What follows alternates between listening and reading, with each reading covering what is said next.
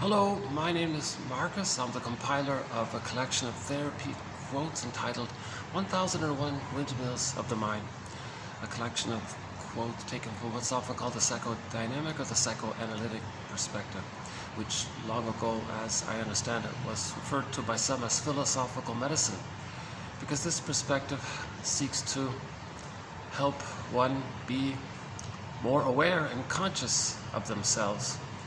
The assumption being, if we're not that aware of ourselves, then the unawareness of us, meaning our unconscious side of us, our unconscious self, our secret self, our second self, our double self, the one who walks with me, who's not like me, who is me. Someone's living my life and I know nothing about him. The puppet master. The theory is that we have a conscious self and we have an unconscious self, or this double self. This double self is a literature concept whereby in some metaphysical imagining we create a character that embodies all of our own disowned traits. Okay? If we were to create a character that expresses and feels and embodies everything about us that we don't know about, that's the double self or the unconscious self. So when people say know thyself, they mean you got to know the two, the conscious self and the unconscious self. The self is sort of the totality of it all. So we want to get to know this other unconscious self, this double self, because a lot of our feelings are in there, our ability to feel embodied and connected, that capacity is sort of held in safekeeping by the double self, because when there's trauma, a lot of us goes to the double self or the unconscious self. And so that's how the baby adapted or survived the difficult childhood. But if it's frozen, that's the issue. The thing that the baby does to survive childhood, those things later on hurts him and hurts others. But the baby was a genius to find a way to survive. But he didn't realize the huge cost, but he had no choice really. So because of the pain around it, it's frozen. It's a deep psychological imprint, a mental template, a psychic structure, a psychic template, some kind of inner working model, a stencil, schema, script, blueprint, some kind of architecture, some kind of endopsychic structure they call it. So that's what happens with trauma. The baby does record what happens, how he adapted. It goes into his implicit memory system, or the non-reporting brain, also known as the unconscious. So we want to now consciously see if we can recognize how we adapted to a difficult childhood. What kind of template or model or script did we create? What kind of false beliefs did we give ourselves at that time? So that we can shine a little bit of light in this area so that we can then gradually heal our inner world. We don't want the inner world to be so fragmented. Meaning the exaggerated overuse of infantile, immature defense mechanisms, the splitting defense, the projection, projective identification, identification with the aggressor, negative magic gesture, hocus pocus, double focus. We don't want the child to feel so. A person doesn't want to still go through life operating as if he's still in the nursery, emotionally speaking, and then seeing the world distorting his perception of the world too much because he's so pained by what happened and the beliefs he created around what happened. And so that's the theory, that we see the past into the present. That's called transference or projection. And so from the movie Greenberg, the therapist said to the guy, quote, "You have trouble living in the present, so you dwell in the past because you never really lived it." So the child couldn't process the past. It's called emotional unfinished business. So he's gonna see the present from the reference point of the past in his fantasy to see if he can replay the past in the present, to see if he can change the past. This phenomenon is called repetition compulsion, where we replay the interaction with the mother in the present with the fantasy that since there's no time, maybe he can change the past, undo the past, get the needed past. So we don't want to repeat the past and the present. But when there's trauma, that's the theory. That's what we do. A good place to start on this thread, we have over 55 threads in 1001 Windmills of the Mind. A key one is repetition compulsion, mainly spearheaded by a guy named Paul Libby Russell, TQ 2119. That's a good place to start on that one. He says repetition compulsion and trauma, just think of them as synonymous. We repeat because of the pain we're still feeling. And we're trying to get out of that pain. The pain is we lost ourselves, we lost our feelings. It went to the double self, it went to the secret self, the unconscious self. That's the trauma, we lost our feelings, our golden ball, our vitality, our sense of being connected to ourselves. That's kind of painful. Semrat says, if you're numb by that and you're not feeling pain, well, that's when you're feeling the most pain. So because we lost our feelings, we're going to repeat and search for them. We repeat the past and the present because we're searching for our feelings. Because we don't have our feelings, that's why we are repeating. Finally, when we get our feelings via consciousness, the painful truth will set you free. The truth will set you free. The truth that there was an insecure attachment style, and so on. That's the mourning process. Then we get the feelings back. This is seen by the characters joy and sadness returning to the console in the Disney movie Inside Out. So we want to get joy and sadness back to ourselves. So joy and sadness, meaning the soul or the spectrum of feelings, right? And all of the varieties it takes and nuances it takes, needed affect, appropriate affect, aliveness of affect, empathy, ability to mourn, gratitude, the more quote-unquote human side of being human, right? So the soul, the inner feeling, the feeling self, the ontological self. If you're not in your body, you're not making sense. Kristen Wilson says, Anne says in a recent speech. We've played a very good speech by Kristen Wilson called "Ooh, My Soul" several times in the past couple of weeks. I won't do it here again, but that's the trauma. We lost our sense of embodiment. We're not in our bodies. If you're not in your body, you're not making sense. You don't have that sense with yourself. The sense of self, that gets put into the bag. The unconscious self side.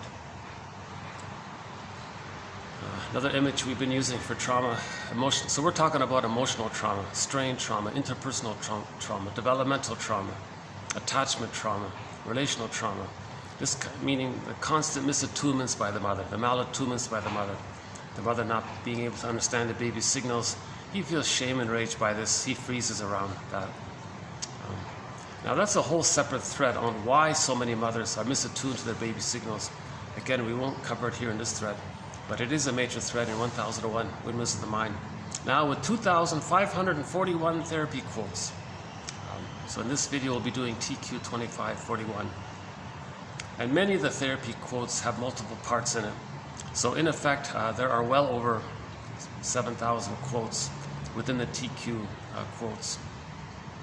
Plus there's another couple of thousand honorable mention quotes that's not on YouTube. So the complete package is available in the file 1001 Windmills of the Mind through the coffee page. So if you buy me a cookie, you'll get the complete collection. It's approaching it becoming an encyclopedia of the psychoanalytic perspective, or an encyclopedia of healing ourselves from the psychoanalytic perspective. It's pretty close to it, I think. Not quite, but it's the most in-depth, richest collection of quotes from psychoanalysis ever compiled, as far as I can tell. The only other collection of this type of material that was ever compiled was decades ago by a guy named Gregory Bauer in his book called Wit and Wisdom in Dynamic Psychotherapy. But that book, in effect, is sort of a teaser to 1001 Windmills of the Mind. We've got way more topics, much more in depth. We got a thread on TV show and movie quotes that are psychoanalytically or psychologically minded. A thread on self-help material that's also psychoanalytically minded. The interpretations of myths and fairy tales.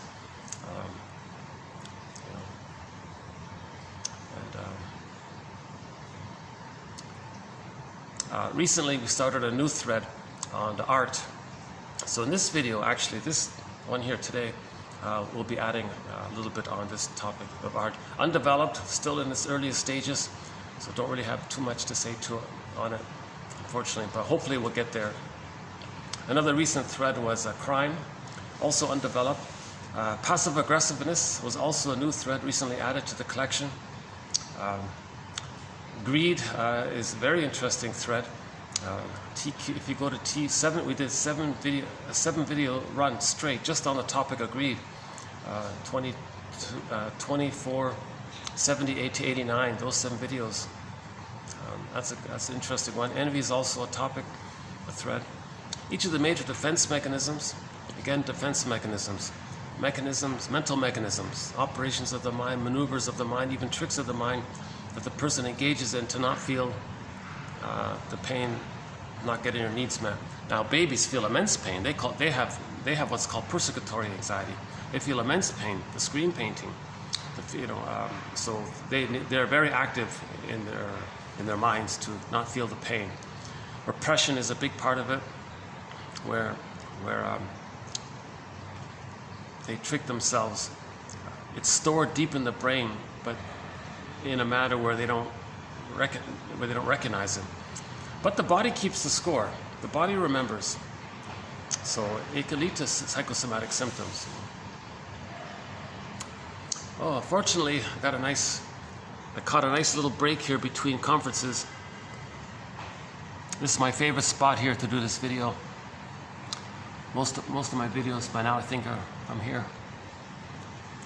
But there's a major tech conference taking place here. They're going to take up 9 floors of this.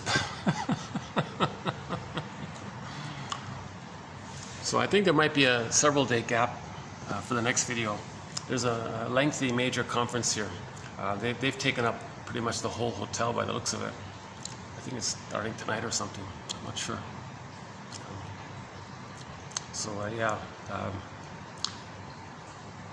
But in many of the videos in 1001 Windmills of the Mind, there is sort of an overview of the project. In the last video, there was a 2-hour introduction, actually. So in the last video was the lengthiest video, the 4-hour and 8-minute video. The first half of it was just an introduction to it. So I'm thinking I might not really do too much of an introduction this time. This will be a shorter video.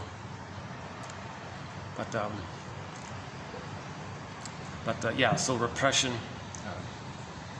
that's one defense mechanism. The child feels pain by the mother. He denies it, represses that, and hallucinates that she's all good. That's the splitting mechanism. The baby attributes his attributes to the mother, and then has an exaggerated fear of his mother, but he denies it. So projection means that the child can't feel the rage at his mother, not meeting his needs. So he projects it. He says, oh no, I'm not enraged. The mother's enraged. Baby wants to take in. Now need turns to greed if the need's not met.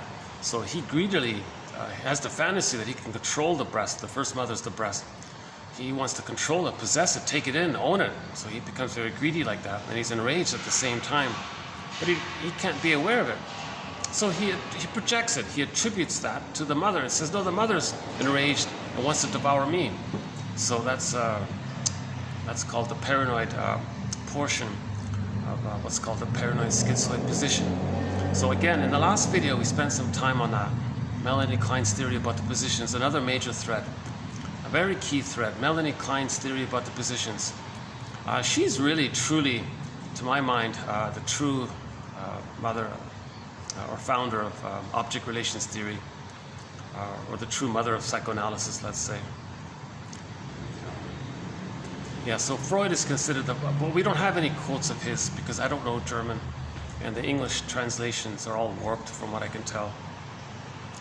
It's more about the translator trying to mess with people, I think.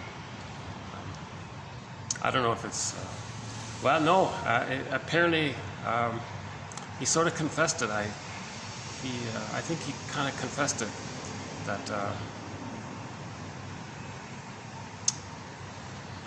see, we don't go into the whole history of psychoanalysis, 1001 Windmills of the Mind sort of starts with what's called developmental object relations theory, mainly as discussed by James F. Masterson, one of our mentors. Okay. So he Masterson synthesizes Margaret Mahler's theory about development, the whole separation individuation process, and the psychological birth issue. Object relations theory, mainly by Melanie Klein and Fairbairn, his theory about the endopsychic structure.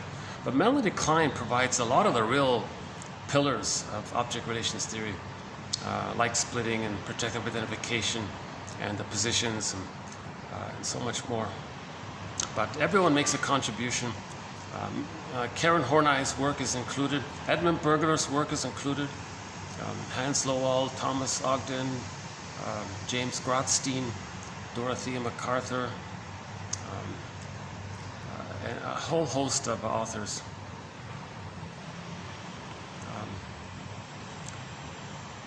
So I'm not stepping into that old ancient debate, from the 20s or whatever. Others are very caught up in that. I've just avoided it.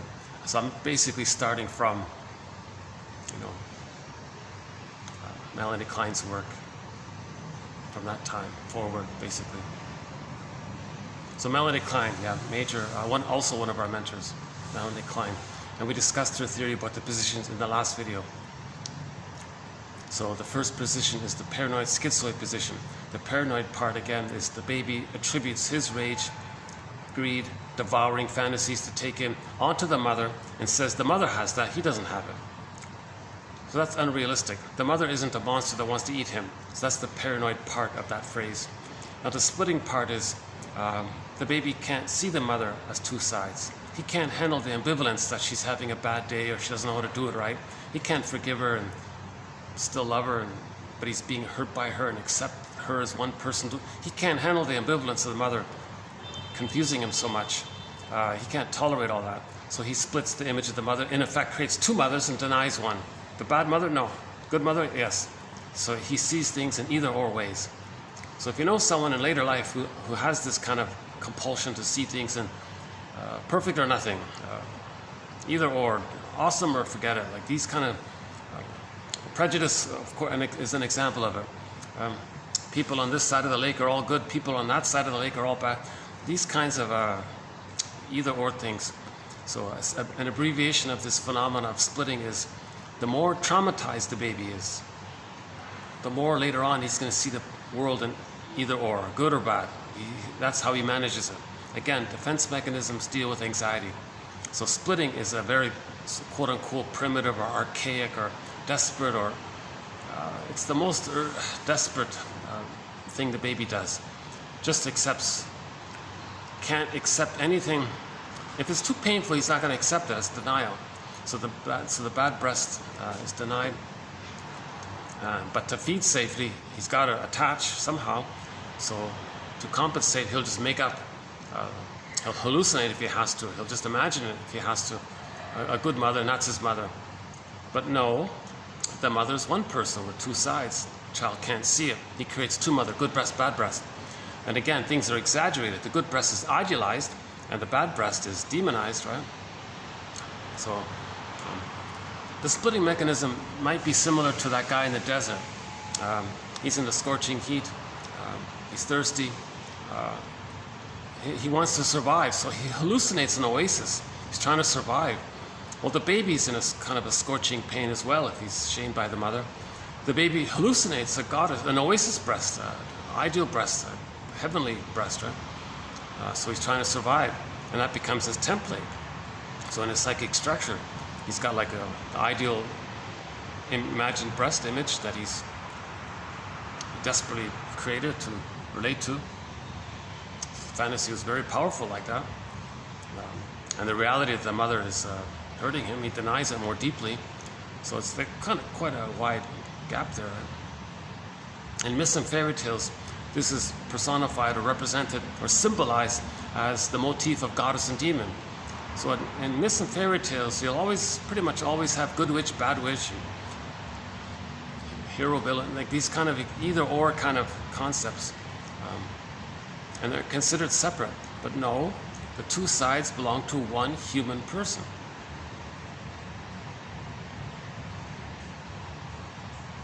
So myths and fairy tales are metaphors for psychology. Okay, so that either or in the myth or fairy tale, that represents the splitting mechanism. The repression, getting pulled down into another world. Okay, so that's called repression. If some innocence gets pulled down or zooped to some other world. In the Disney movie Inside Out, Joey and Sadness got zooped into this other world. The dog and Iron John got pulled down all the time. Miss Core in the Demeter Persephone Core story got yanked down into the underworld. Again, the underworld just means the unconscious. Now the scary dude, that's an artwork of the baby's rage. The mother's not enraged like that. The baby's enraged, but he paints it onto the image of the mother and says the mother's enraged. So that's the guy with the horns. Now the backdrop is this burning, biting feeling. That's the emotion of shame. So the hell scene, that's a metaphor or a symbol or some artwork. It's an artwork to describe the emotion of shame, burning, biting feeling. And everybody can draw their own. So again, Core was on the field, the earth opened up, she got pulled down into the underworld. So she was pulled down by that scary, frightening guy. Each person can draw a character.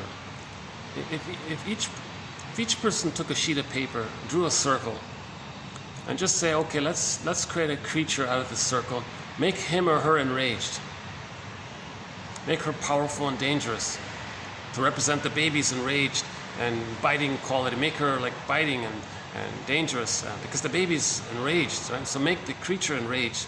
Now the baby greedily wants to take in.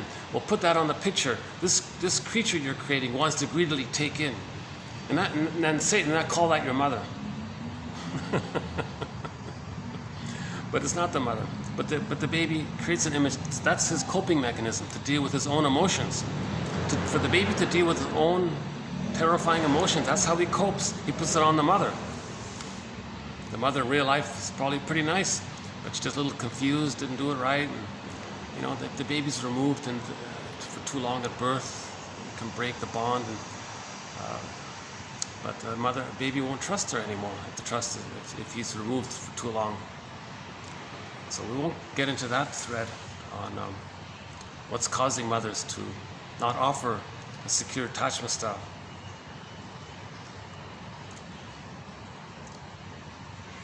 So in the last video we talked about the splitting, the idealization, devaluation, and how that leads to prejudice. It leads to a thing called projective identification, the coaxing other people one. I won't do that here again. I think that wasn't too bad, that lengthy video from yesterday.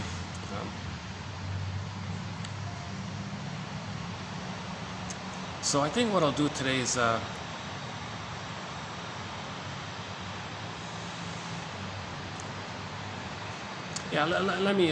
me take a bit of a break. I won't try to summarize 1001 Windmills of the Mind. And there's just a lot of material there. There's just so much material. 55 chapters, 55 e-booklets, right? 10,000 quotes. How do you summarize 10,000 quotes in 1 hour? I don't know how to do it.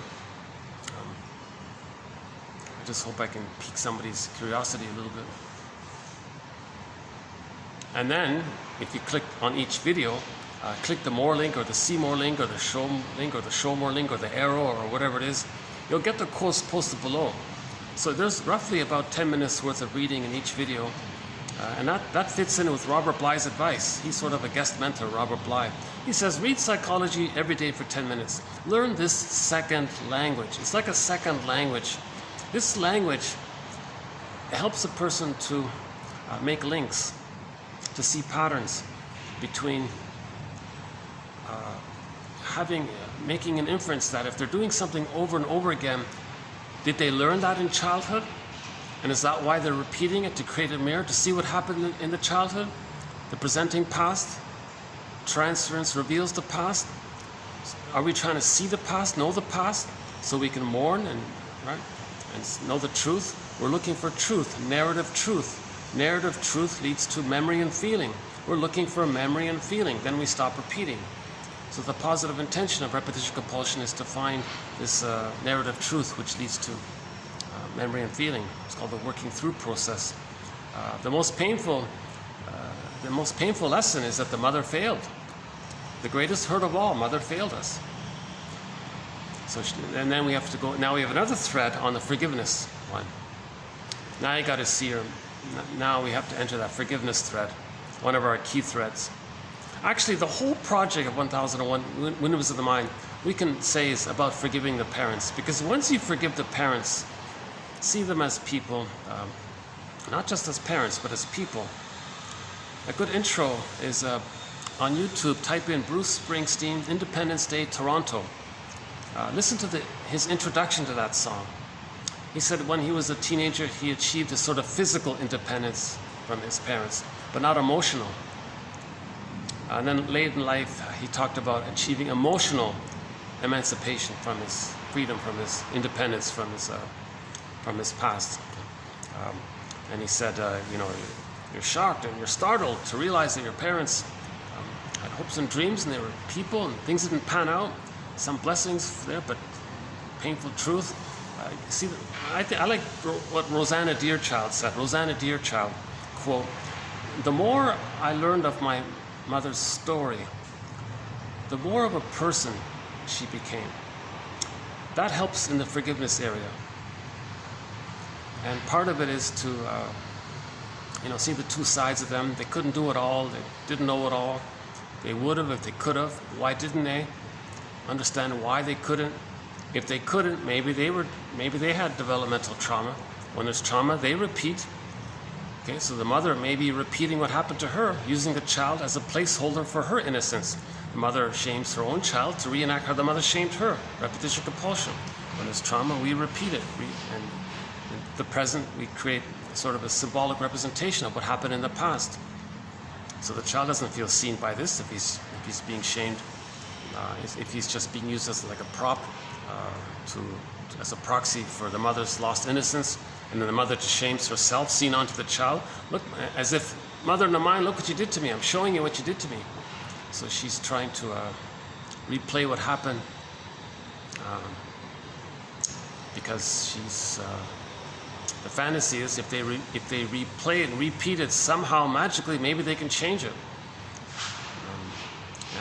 We have a whole theory around another thread on the whole theory around how children believe it's their duty to save the mother, heal the mother, protect the mother, and they can't leave the mother until they do. That's a very important concept. Babies think they're little gods in the womb. They can't have paradise lost at birth. They need the paradise to continue for the first 4 to 5 months during the first period called the stage of symbiosis, merging, fusion, oneness, mother-infant dual unity, unico mystica. The babies need the paradise to continue. Now, if the babies think they're little gods and they come out of the womb and their paradise is lost, but they're the center of everything, they own everything, they control, everything is them, so they want to fix around what's around them, so they want to fix the mother. They couldn't. They feel defective. They're going to keep on trying. That's a trauma in their mind, to not get their attachment, to not get their symbiosis. If the child doesn't get their symbiotic needs met, if they don't get their paradise needs met in the first 4 to 5 months, they don't enter into this second womb. All babies need an extended womb. Humans come out too early. They need an extended social womb. If they don't get that, there's nothing to hatch out from. They're just using these archaic defense mechanisms, like splitting, projectile identification with the aggressor. They don't know themselves because they never received enough safety to feel safe enough to leave the mother and have their identity. They lost their golden ball, their embodiment. They're using splitting, and they're replaying what happened. The main emotions are greed, envy, spite, vindictiveness, schadenfreude, and several others. They can't mourn losses. They don't really enjoy the present. At midlife, they might say they're living the provisional life, the unlived life. They feel like that frozen woolly mammoth up in Siberia, like their life is on hold kind of thing, emotionally. You know? Yes, they can still get 10 PhDs on the wall. It's not about that.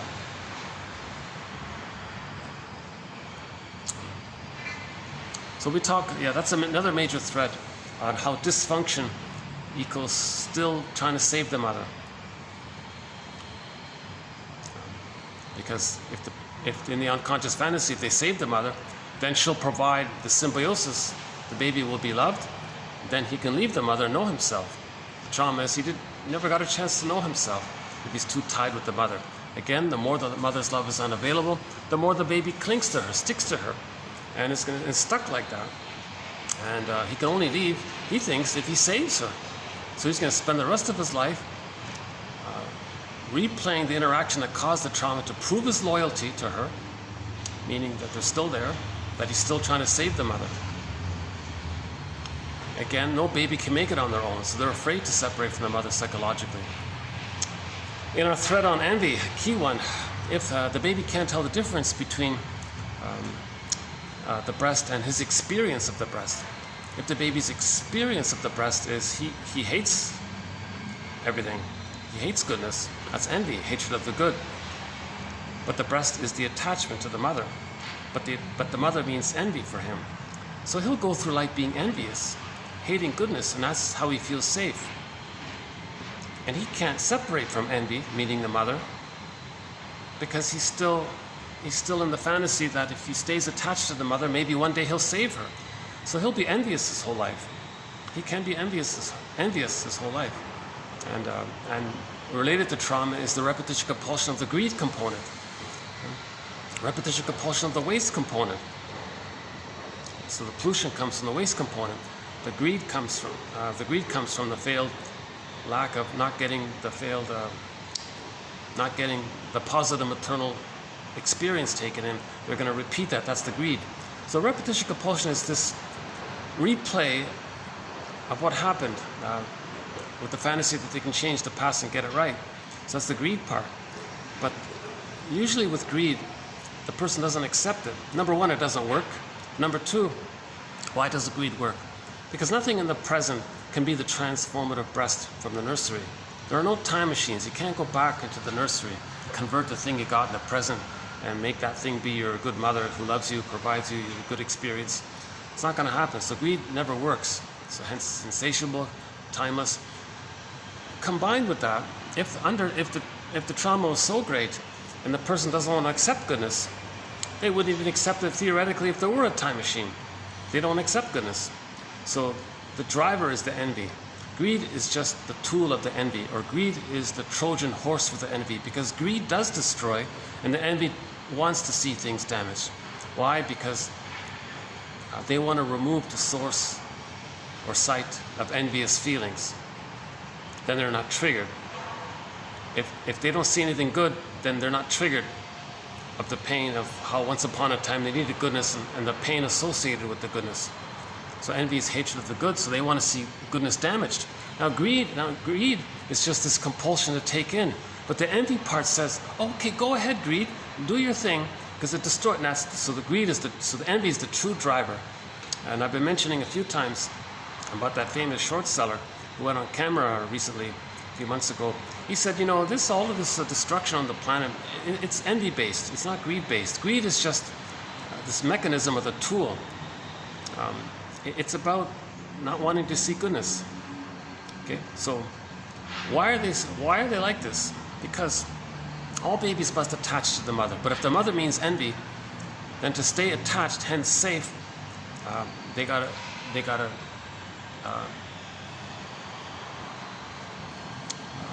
act what they gotta to stay connected, meaning to feel safe. But the mother equals envy, so they're going to be envious. That's their connection to the mother. So they're mama boys, basically, psychologically. The fusion is still there. A huge topic. I feel like I can't summarize it. I just did a very lengthy introduction just recently, so I feel like maybe I need to give myself a little break on it. I don't think I'm going to be able to offer a kind of a compact. Let me just conclude by saying,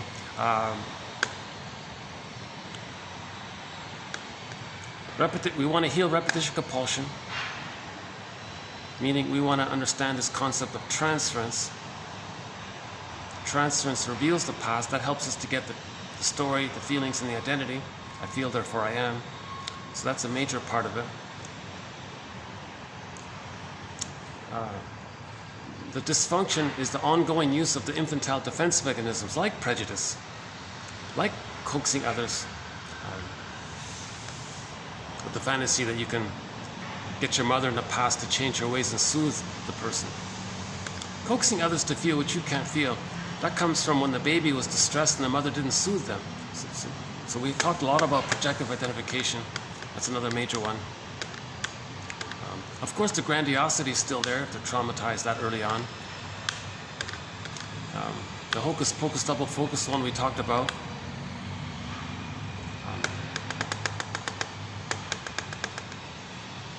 So there's a fair bit going on, yeah. One sec.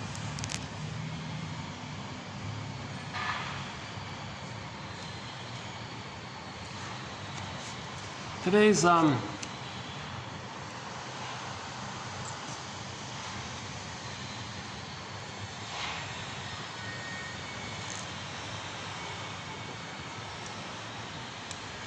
actually not a bad day today. A little smoggy and hazy. Sometimes the air here is really pretty, you know.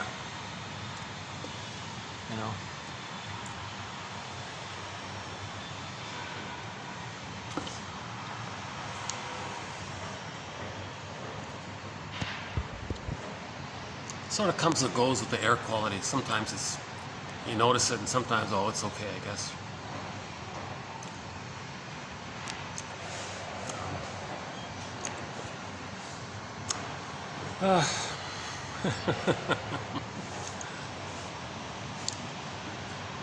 Today's video is going to be slightly awkward because it's on music. The topic is on music today. And I searched around, and from what I can tell from my initial scanning on the topic of music, I haven't found any real clear interpretation of the psychoanalysis of music. There's a book called Melodies of the Mind by Julie Nagel. That's not bad.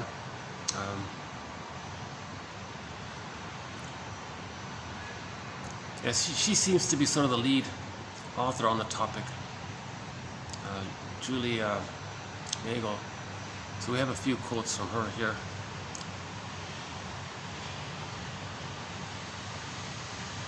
Not only does music have the ability to reach right into the unconscious, but I would suggest that music, particularly tonal music, resonates at the unconscious level with what I have elsewhere called a psychic home, the basis of our sense of identity.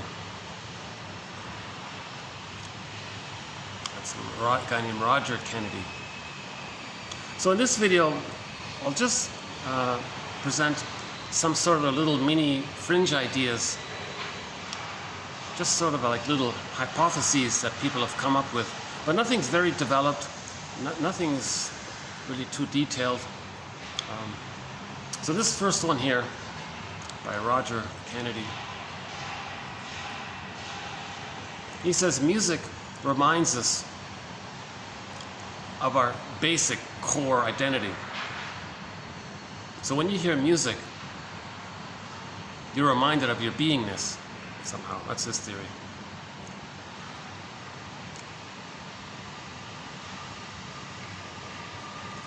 Psychic home. Yeah, Robert Bly says we all live in a psychic house or a psychic home called the soul castle. So music resonates with our psychic home. Maybe it's the sound of our psychic home. Maybe it's the humming of our psychic home. The basis of our identity. Our psychic house is the basis of our identity. And the vibes from it is the music, the tones, the tonal music. Somehow music provides us a link with our sense of self. I think that's what he's basically saying. When you hear music, on some unconscious level, you feel connected to yourself. Very basics, that's a glittering generalization. But the rest of the quotes are sort of in that area. They're all going to be like this. That's the first one here. The next one, I don't hear other people talking about it, but Francis Mott, when you read his writing, he's very excited about about his theory. He's very animated and very excited about his writing. When he's writing, it's as if he feels like he discovered some great discovery, and he's eagerly trying to share it. and he's sharing his details about his thoughts, about his thought processes, and he says, I know it's going to sound crazy, but you know, I found a myth, and the symbols in the mythology story seem to match the theory. So here it is here, part of it anyways. The sense of music derives from the umbilical cord and its rhythmic patterns. The only way I could think of the cord as having any direct neural registration was through the infinite feeling it close to him and in the amniotic water, like some water snake pulsating inside him in the dark, the baby noting the flow of the blood in the cord. So in the cord, one vein comes, so three veins inside the umbilical cord.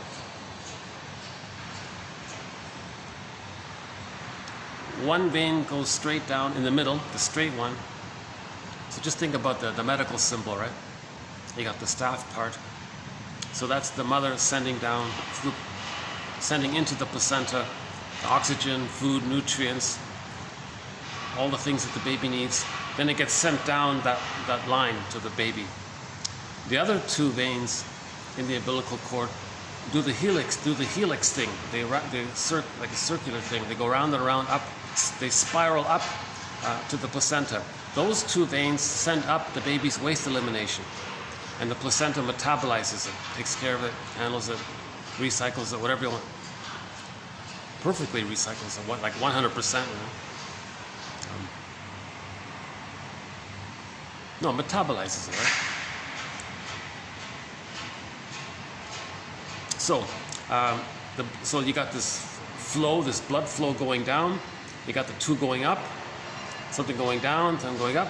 Now you got the heartbeat in the background. There's the drum, and you got this sort of this rhythmic thing going on. Some food going down, stuff going up, and a circular thing going down, and there's a kind of rhythm there. And this rhythm can be divided into the music scale.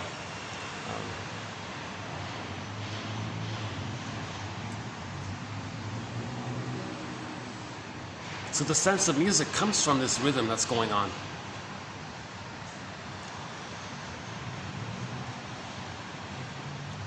Music as a presentational symbol. Music as a presentational symbol. Music symbolizes a state of oneness that Sandler describes as a confusion of self and other representations. So the baby's one with everything around him. So music is that oneness. So the baby's in a state of oceanic feeling, oceanic bliss, oceanic oneness. He's the universe, center of the universe. It's all him. He's a little god.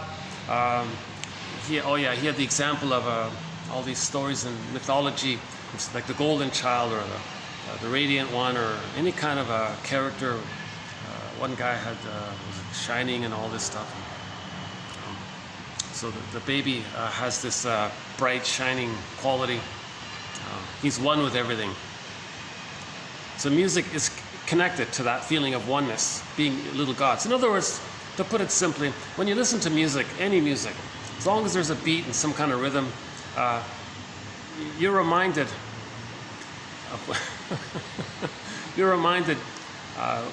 of a great time of safety, put it that way.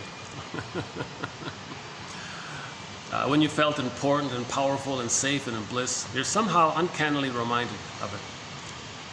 Our former, quote, audio-phonic skin,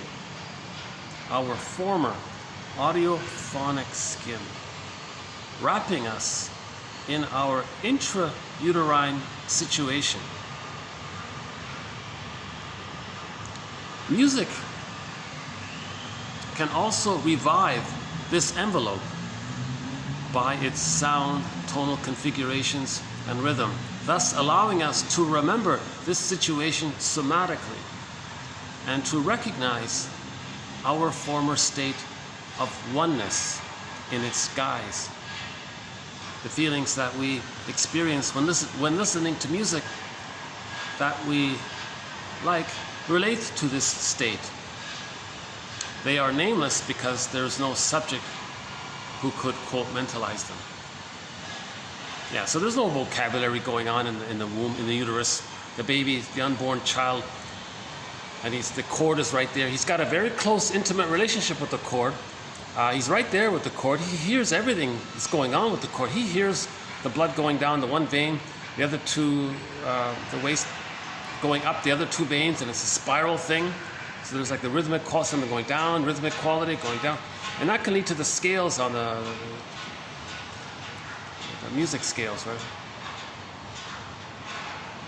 Oh yeah, the treble clef also resembles the snake and the helix thing. But yeah, in mythology, when you see snakes, very often it's the umbilical cord.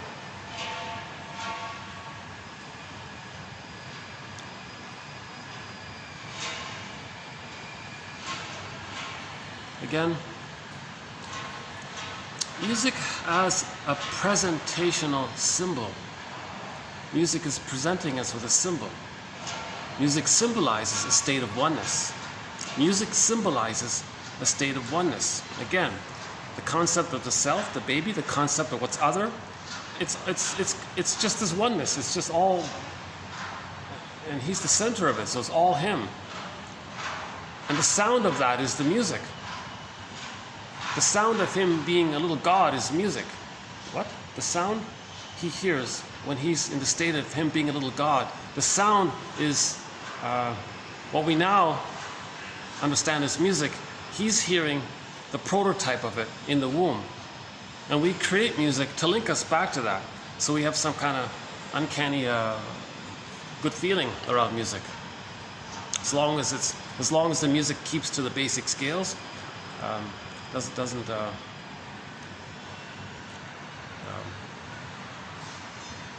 doesn't clash too much, or doesn't overlap too much, or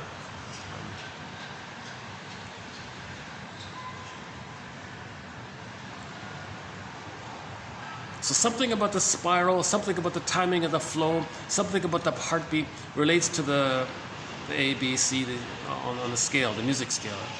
I know next to nothing about music. So I have a hard time with this topic. So I'm a little embarrassed to present today's video because I know nothing about music, the scales and all that.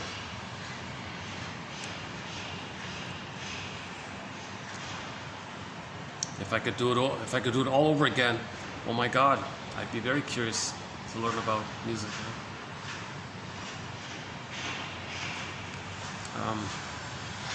Music symbolizes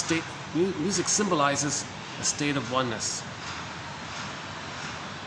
When we're in a state of oneness, when the baby in the womb was in a state of oneness, a symbol for that is music.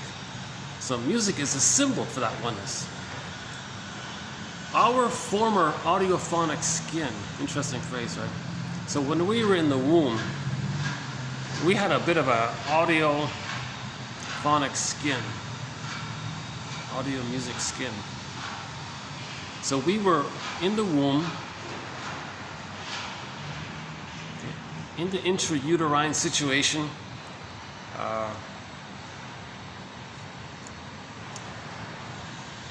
We were enveloped somehow in the womb, in the sac, I guess.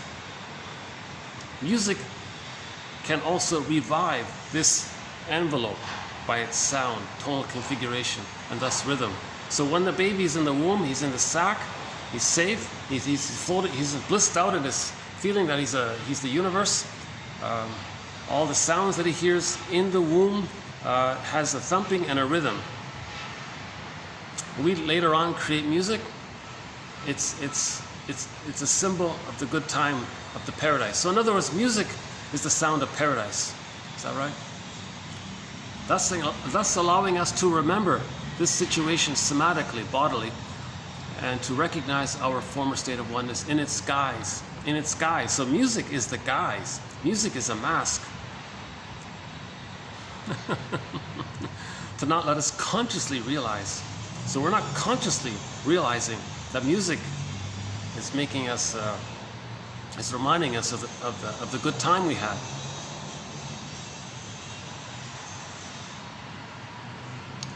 The feelings that we experience when listening to music that we like relate to this state.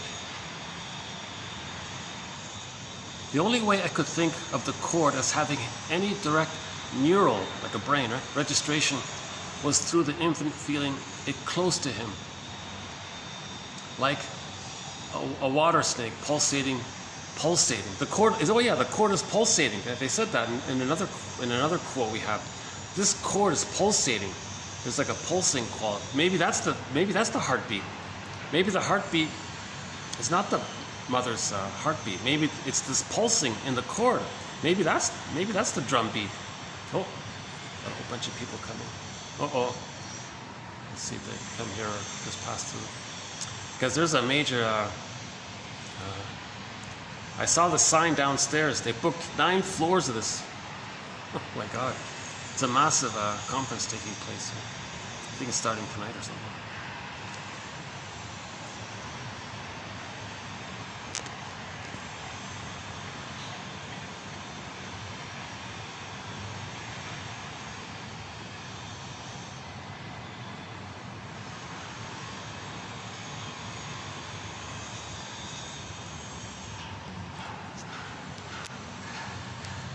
So that, yeah, okay, so back to that pulsating chord. Could that be the beat, the drum beat?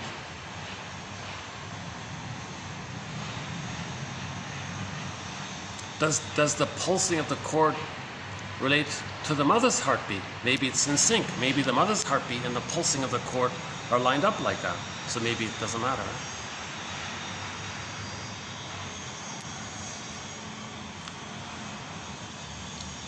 The sense of music derives from the umbilical cord and its rhythmic patterns. He made reference to Hermes was the first messenger. And apparently this Hermes guy in the mythology, the messenger between the unconscious and the conscious. So this cord is a messenger. The umbilical cord is a messenger from the mother to the child. It's sending messages. It's sending down the food. Okay. The cord carries up the stuff to the mother to be metabolized. Mother through the cord. So the umbilical cord is the first messenger. The umbilical cord as the first messenger. Hermes carried a snake-wound staff called the Kerykeion. So Hermes is actually holding a cord, right? This staff with 2 snakes wrapped around it. And that's the symbol of the medical profession. The caduceus. The caduceus made a very satisfactory formal representation of the umbilical cord itself. So the umbilical cord, it's a powerful function. It provides a powerful function. It nourishes the child. It takes care of the child. That's like the first doctor. Maybe it's considered the first doctor. Maybe the medical profession adopted it. Because if the child has a good relationship with the cord, he's going to be healthy. Maybe doctors compensate when the child doesn't have a good relationship with the cord. That can happen in a condition called prenatal distress syndrome. If the mother's all stressed out for whatever reason.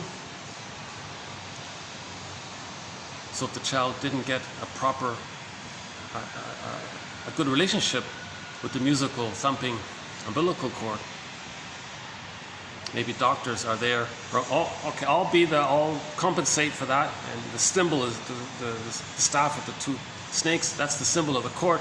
Well, we'll go back there and we'll restore the spirit of what was missing somehow. Maybe medicine is based on restoring the missing spirit of what needed to be there or something. Okay, that's it for France. That's it. That's all I could handle at one time. I got to digest this guy's theory. He's got a massive book. It's like 800 pages called, what's it called again? Universal, something universal. You'll find it. He's got three books. The main one is called Universal something. he's very into describing all of the ancient mythology stories, and a lot of it parallels or has like a direct line to the intrauterine life. So a lot of these mythological stories are like medical textbooks describing the inner. So long ago in Africa or wherever it was, there are medical manuals about intrauterine life. They might make stories about what's going on or have symbols and pictures. We created myths around it. Someone said somebody took a medical manual and then used that to create myths because it's true uncannily on the inside. So when you create a myth, medical stuff, it's true for us. So you create a myth around some medical stuff, you're going to relate to it uncannily. That part I really don't know about that. The link between ancient medical textbooks and mythology. That part I don't know.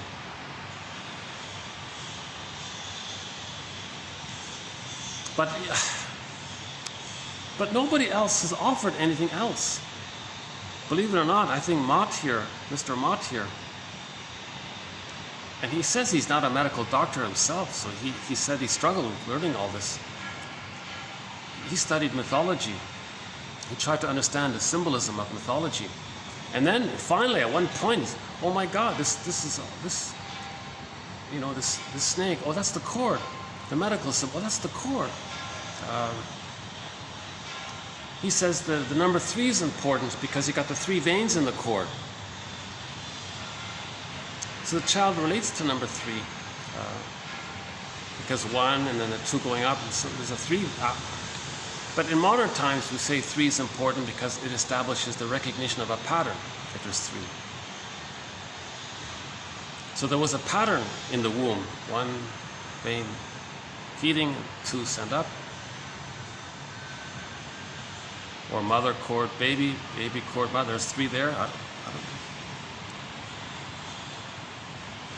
know. Okay, the next quotes are from Nagel, as I talked about earlier. Julie Nagel, Melodies of the Mind. So here's just a part of what she said.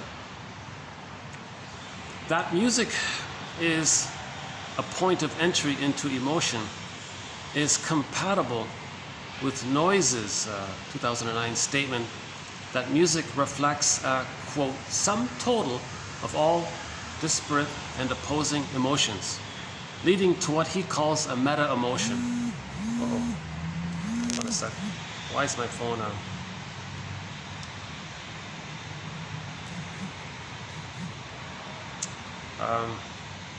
Sometimes my phone acts out on me. Hold on a sec. Still recording here? Yeah, okay. Okay, good.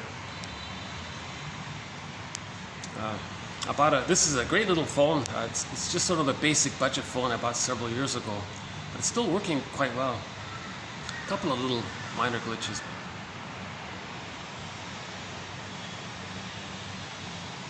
Actually, no, I never read the manual. I don't fully know how to operate this phone. But it's getting these quotes out. That's the most important thing. Again, I haven't been analyzed. I'd love to be. If I had the funds, I'd be on the next flight to New York. I'd find a psychoanalytically experienced and trained analyst. I'd like to be fully analyzed. I want to understand myself more fully. I'd love to. Oh my God. So my disclaimer, I'm not and obviously because of that, I'm not a shrink, because to be a shrink, you have to be analyzed, right? So that's part of it. I'm not a professor, social worker. I don't have a PhD. I don't have an MA. I'm not a doula, midwife, social worker, counselor, psychotherapist, analyst. I have a basic, ordinary, humble BA, a 3-year humble BA. A pretty basic, raw basic qualification. You might be saying, well, why are you making this video, Marcus?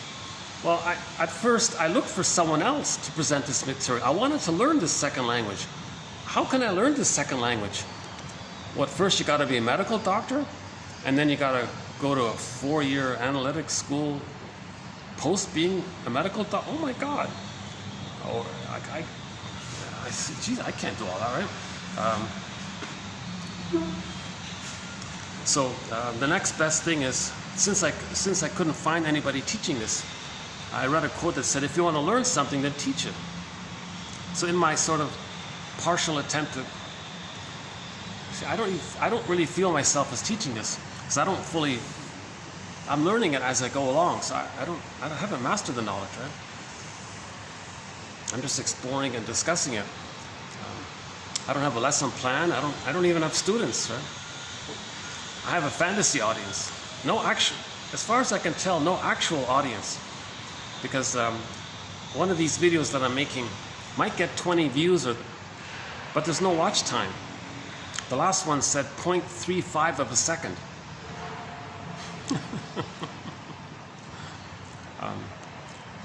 But I like the idea that I'm getting the quotes out, and if somebody wants the complete collection, only a tiny handful of people, in my opinion, see the value and got the collection for the price of a cookie, you know. Hold on a second. Okay, I got a wrong number here. Someone's calling me. I don't recognize this number. But if I hit decline, does that mean like my phone's gonna shut off? Okay, let's just wait for this thing to go away. Hold on a second.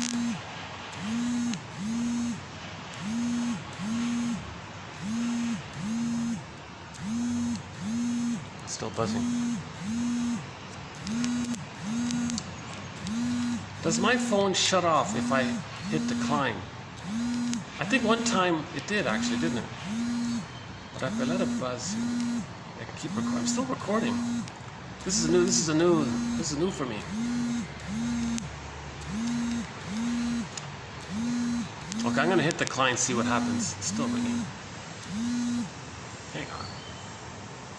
Oh, it stopped. Okay.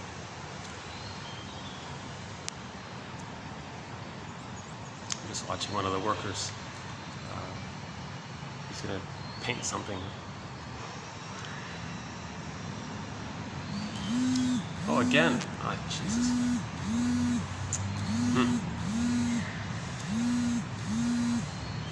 Okay, I'll just let it go on. Oh, he's spraying some pesticides. He's not painting, he's spraying away the...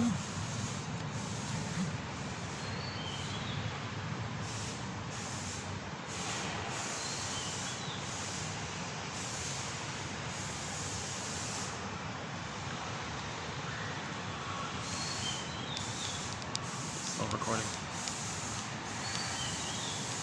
I'll pick up more on what Francis Mott is saying.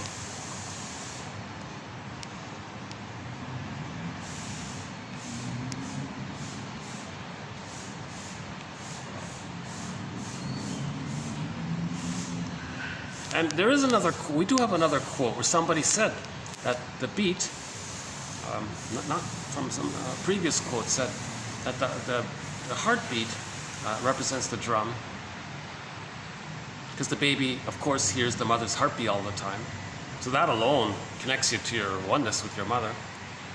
But that's not enough. You just don't want to hear the heartbeat.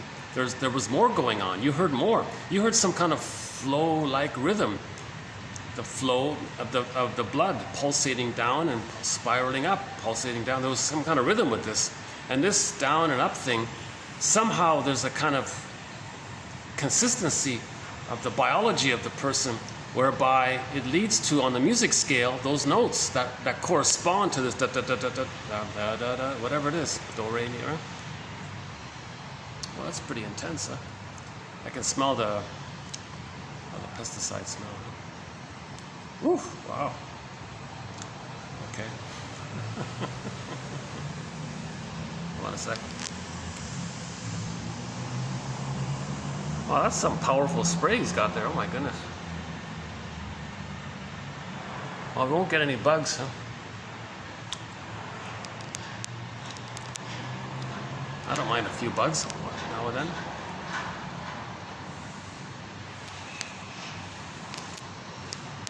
Okay, so she says here that another person said that music is a meta-emotion. Music is a meta-emotion. Music is the emotion that's like an umbrella emotion for all the other emotions. So think about that. If music is a meta emotion, that means music is the emotion that includes all of our emotions. That's quite an appeal there. So we're getting in touch with our feelings. Oh, he's doing another round of spraying. Jeez. Saved him. He wants to make sure he gets all the bugs out. Oh yeah, if there's going to be some kind of major function taking place.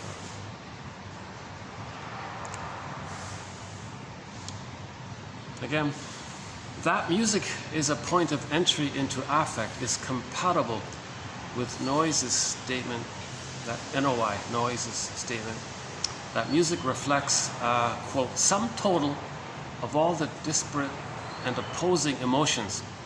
So, music includes all of our emotions. Music is a meta emotion, above emotion, for all, holding all the emotions. It sees and accepts all the emotions. A meta emotion would accept all the emotions, like meta-psychology, right? Metaphysics.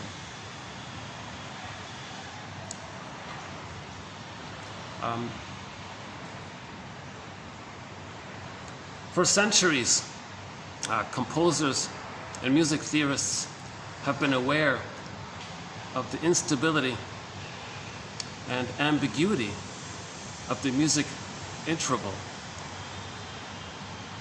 i.e. the space between one musical note and the next, called the tritone.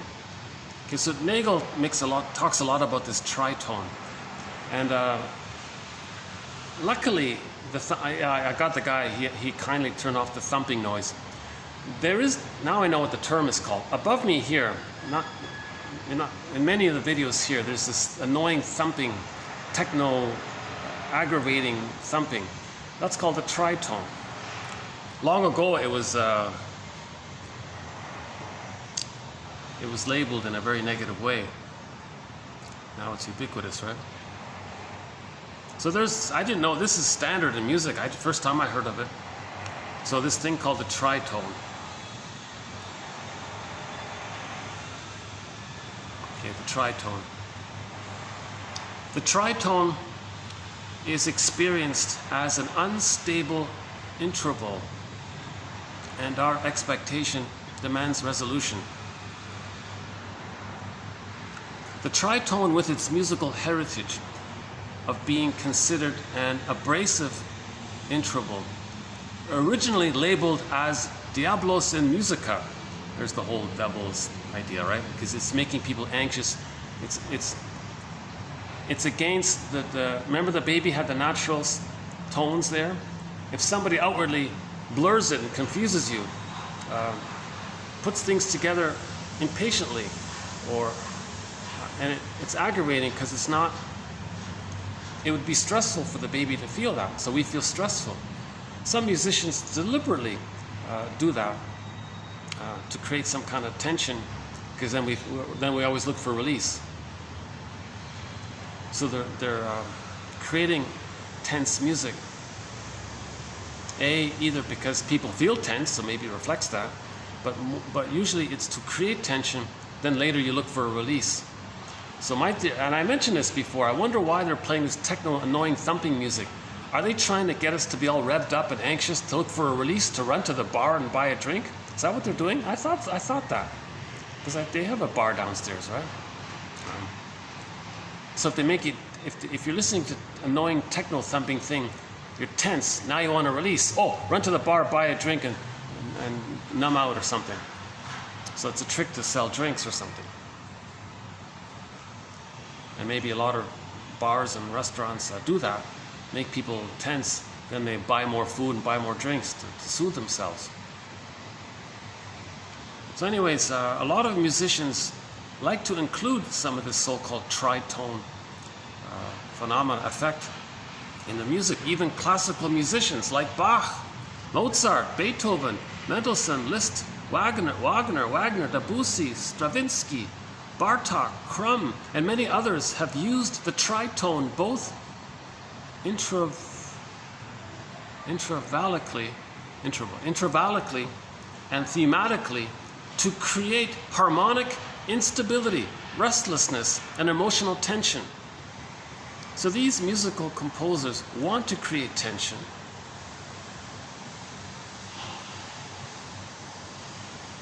So that afterwards there's going to be some kind of release. Now, Francis Mott, I think, made a reference to this. He said maybe when the baby receives, the baby maybe feels a little bit of, not much, but a little bit of tension. And then when he sends up, there's a release. Just like the breathing. And you take in, and you release. Yoga breathing, I guess, right? So there's this universal kind of a quality that we all have. We all feel a little tension, then we feel a little release. You tell a joke, a little tension, you get the answer, you feel a little release. You feel upset about something, you feel safe, there's a release, you cry. It's like delayed onset of feelings. The imperfect, enigmatic quality of the tritone that identifies ambiguity. So music wants to create ambiguity. And again, if there is this tritone, we kind of expect some kind of resolution. So that's why in music, you're always going to hear some kind of final release of the song, right? The song builds up, then there's going to be some kind of release or something, because we expect some kind of resolution. The tritone represents a sonic metaphor for ambiguity, restlessness, and instability, referencing our inner turmoil. So she says maybe musicians create this tritone effect, this annoying techno against the grain kind of quality. Her example was the theme song to some popular cartoon shows. It's like this annoying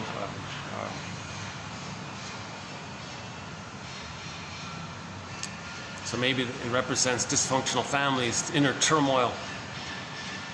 We may like, she says some of this jazz music might be like that too. Not only classical. Actually, I heard Rick Emmett say this, that he deliberately tries to create this little tritone effect, but not too much. Just create a little bit of annoyance so you can get the release there. And you notice that in Triumph's music, Rick Emmett's.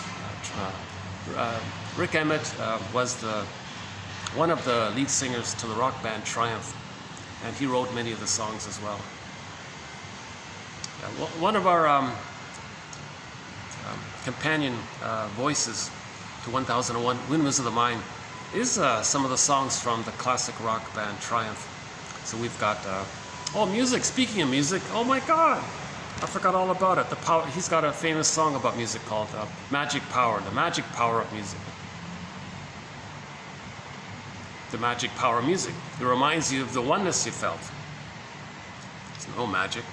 It's just simple stimulus response.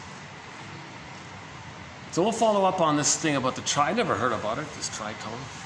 Tri means three. So if you take three whole tones, put it together, that's the origin of the term tritone. You take three whole tones or 6 half tones blurred together, you have this kind of annoying effect that seeks resolution.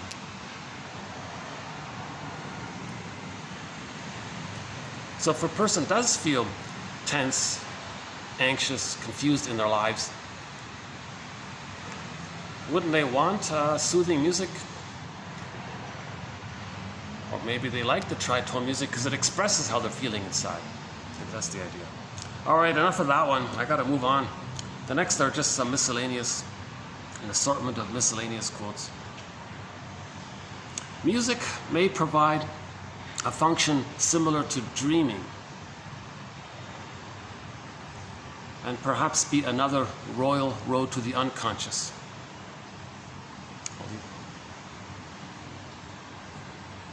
Does music mirror something that we don't know about ourselves in the unconscious? Now, a lot of people will, actually, we have some quotes early on in the collection. I don't have them here now, but she said like this, the light staccato in the flute one, that sounds like they're playing, they're playful. Then in the Peer Gynt one by Greg, running from the troll one, running from the mountain, escaping. This is dramatic music. Then there's some sweet music for the feeling safe or something. So music is a symbol for our emotions, right? The music stimulated some repressed or repudiated unconscious complex memory or emotional content. The music triggered some unconscious memories, feelings. Yeah, you're listening to a song in the car, you might start crying. No, this song just reminds you of when you heard it in the past, and in the past you felt safe. You probably felt safer in the past. So it can trigger some past memory. Or maybe some other memories. What if someone's dislike and avoidance or even hatred of music is rooted in a fundamental fear of the unconscious itself? It's kind of rare, but there are some people that say they don't want to listen to music, they hate music. Maybe it's because they hate being reminded of some repressed feelings. Or maybe it's an evolution. Apparently there's a meditation school that says, one meditation school of thought says, music is a regression. We want to progress. So they keep music to a minimum. If music reminds you of being in the womb, that's a regression. So if you want to move ahead, maybe music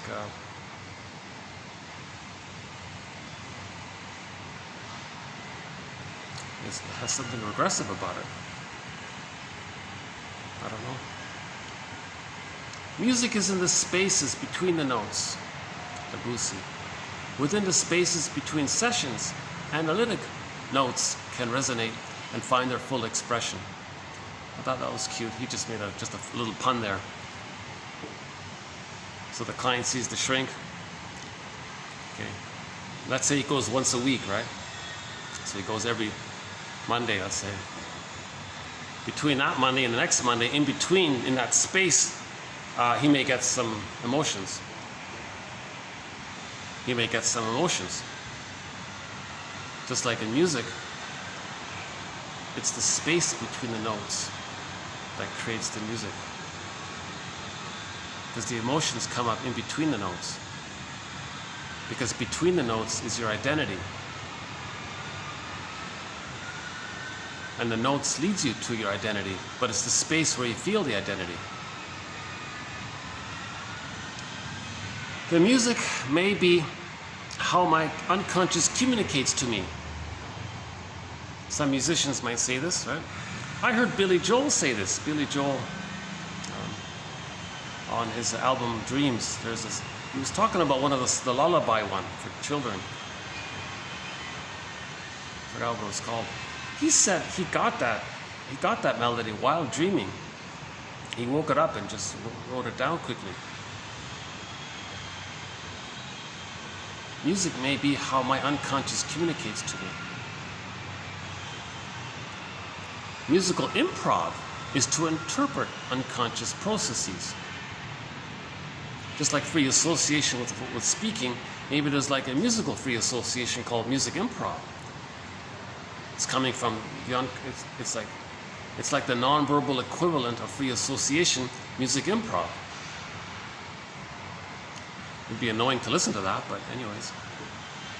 The unconscious and unconscious connections created by music continue through the life cycle. Yeah, Rick Emmett said that. He said he always wanted to experiment with new musical styles. A lot of people say that.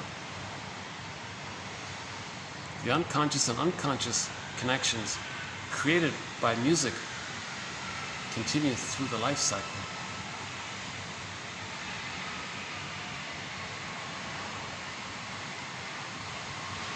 What else?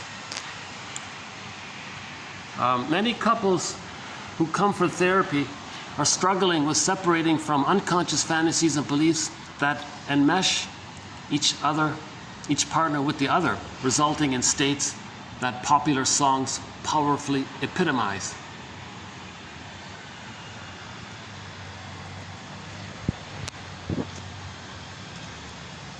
if it's a dysfunctional marriage, they both want the other to be the good mother that should have been there in the past, and they're competing like that. So the fantasies are involved. So a lot of romantic songs express this dramaticality. I love you, you're perfect, now change. Now you change. You're a Fluschwieger, heartbreaker in German. No, the partner in the present isn't a heartbreaker. They just reminded you of how your mother gave you an attachment failure, i.e. broke your heart. So being reminded of how our mothers didn't give us a secure attachment style, music can express this great hope, this great disappointment, the great anger, the great attempt at the bargaining. Come on, change. So music maybe is connected there.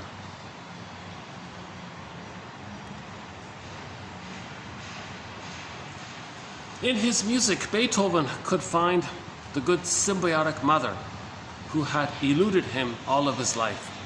Didn't know this, but by the inference of this quote, Beethoven didn't have a close relationship with his mother, so he created sweet music, let's say, and that links him to the need for oneness with the mother. So music can give us, so maybe music's like a teddy bear, put it that way. The symbiotic relatedness of mother and child across all sensory modalities, evoking early merger and fusion experiences as only music can. Oh, says Gilbert Rose. Well, he's another major voice in this psychoanalysis of arts. He includes music. Again, Gilbert Rose. The symbiotic relatedness of mother and child, that's the dual, mother-infant dual unity, state of undifferentiation, state of merging, fusion, symbiosis, the oneness there, across all sensory modalities, okay, evoking early merger and fusion experiences as only music can. So he's saying here, music can evoke early merger and fusion experiences.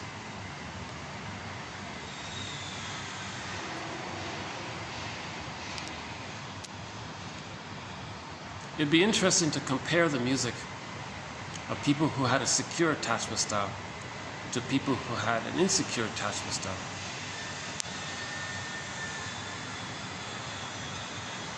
Piano training provided a dimension. Oh yeah, so we talked about the paranoid schizoid mode. Their anger is going to be more like punk music and heavy metal music and rebellious grunge music and all this raging, right?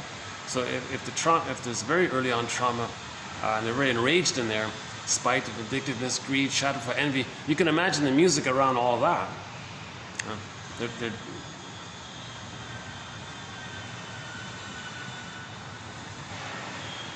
The baby feels immense rage if he doesn't get his paradise needs met. So heavy metal is a lot of this rage music, right?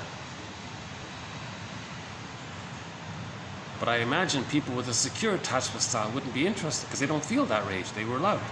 So they might like just sort of general, as in elevator music. Yeah, they don't play elevator music anymore. The elevators here, they play this tritone, scary sounds related to the TV screen.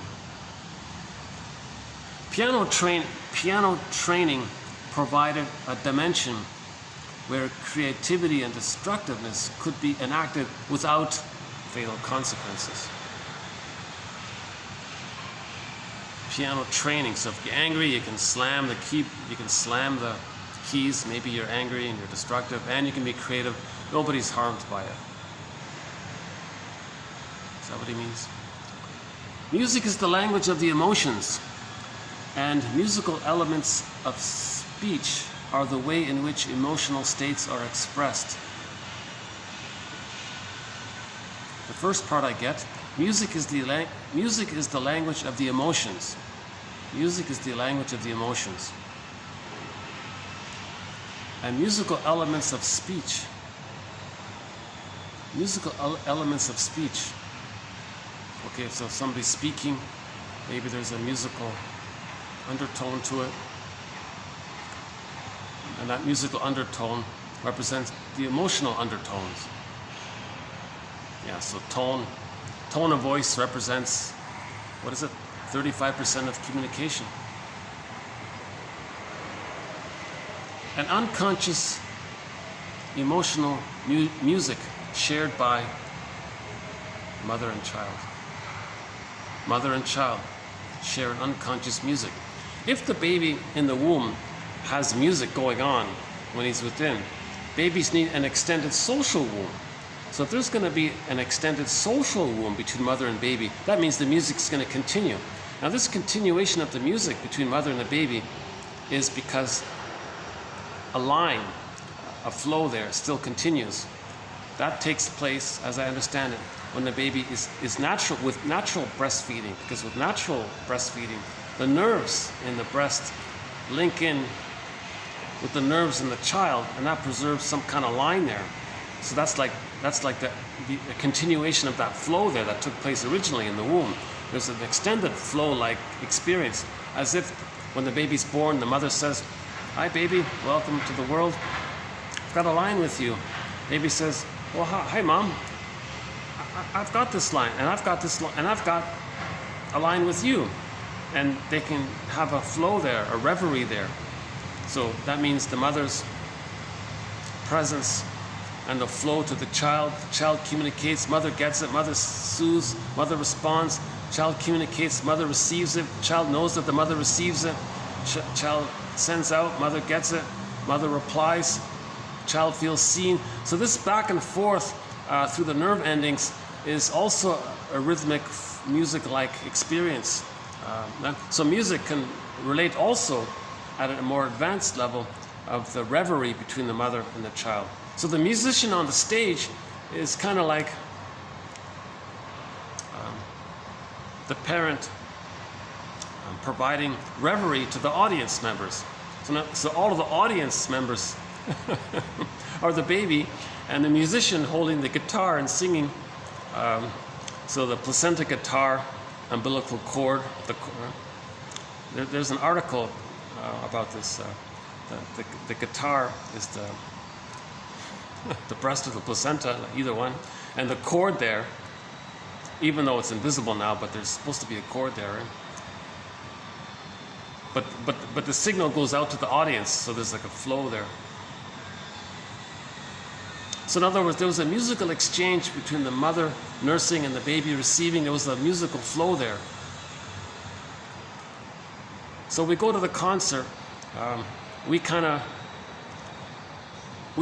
are unconsciously reminded of that good flow, or maybe we never got it properly, so we're eager to have that. So repetition compulsion. Come on, singer on the stage, sing a lullaby, just be in rhythm, just be in tune. That's all I want. I just want to have that. I want to feel seen by my mother. I want to have that line with the mother. I want to have the continuity with the mother. I need the extended paradise with the mother. Remember, all babies need an extended paradise. Maybe music is this, a symbol of this need for the extended paradise. So we're drawn to live concerts to get a symbolic representation and validation of what we needed.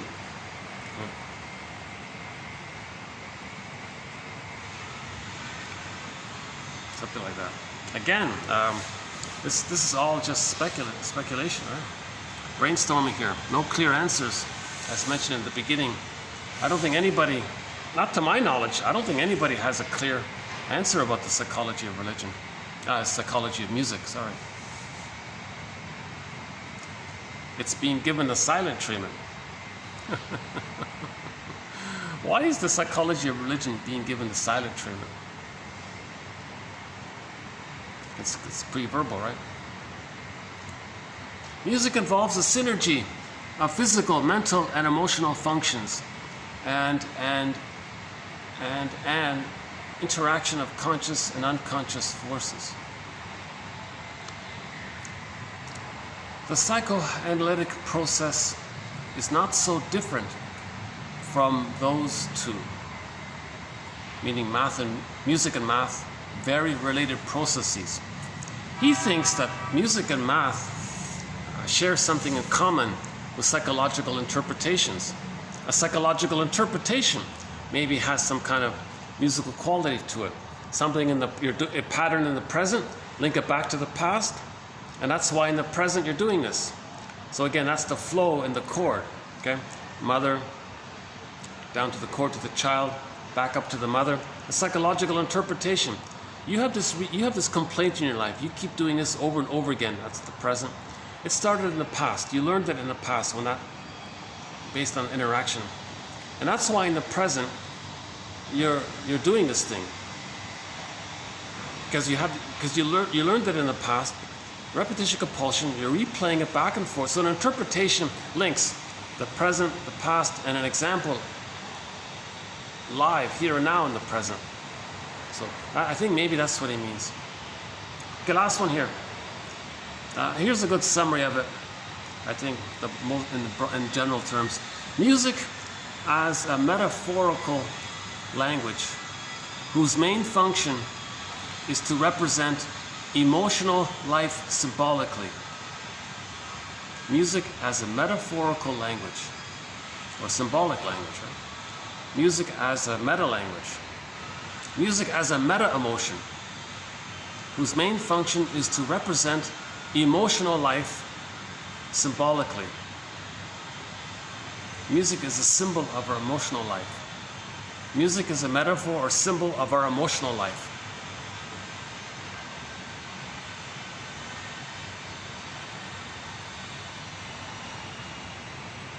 That's about it, huh?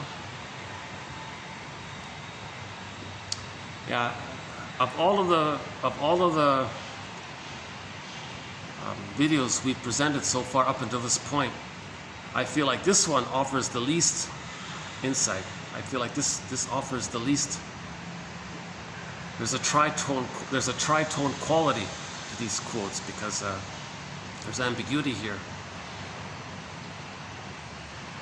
Ironically, this Mott guy offers something, right?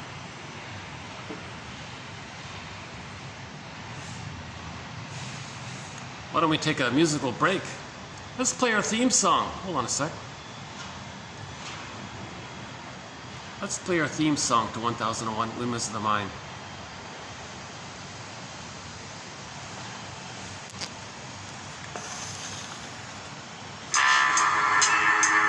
Katja Epstein's German rendition of the song Windmills of the Mind. Nachts, wenn die Straßen plötzlich still sind, wenn die Stadt auf einmal schweigt, wenn aus steinernen Kaminen stumm der Mond zum Himmel steigt, wenn es hier in meinem Zimmer leer und einsam wird um mich, such ich in den dunklen Schatten die Erinnerung an dich und ich fühle, wie ein Augenblick zur Ewigkeit gerinnt, wenn das Spinnrad meiner Träume links zerrissene Fäden spinnt und sich leis zu drehen beginnt, wie sich Mühlen drehen im Wind.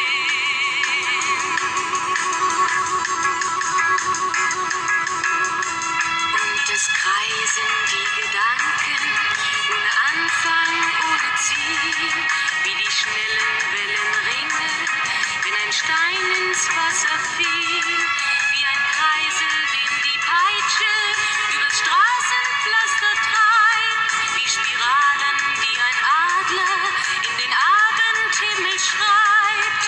Und ich fühle, wie ein Augenblick zur Ewigkeit gerinnt, wenn das Spinnrad meiner Träume links zerrissene Fäden spinnt und sich leis zu drehen beginnt, wie sich Mühlen drehen im Wind.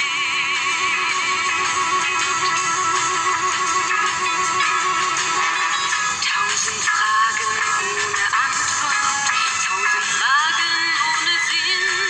Warum flog für uns der Sommer wie ein Pfeil so schnell dahin? Hat der Herbstwind gar die Spuren unserer Liebe schon verweht? Wenn erst weiße Flocken fallen, ist es dann für uns zu spät.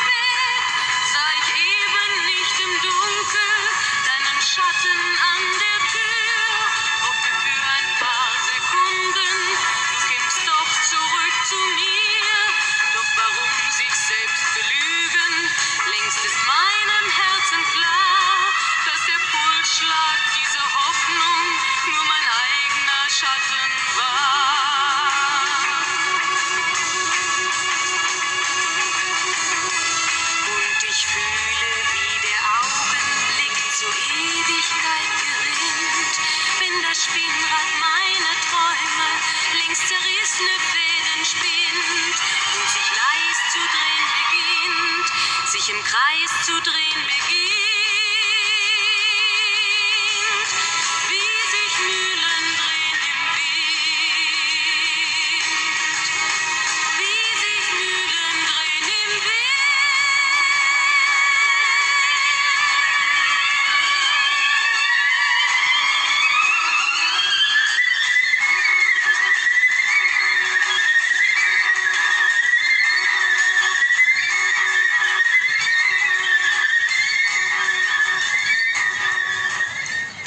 Maybe that's why there's always sort of a bass line in every song, right? That the bump, that's also the heartbeat, right? The bass and the drum.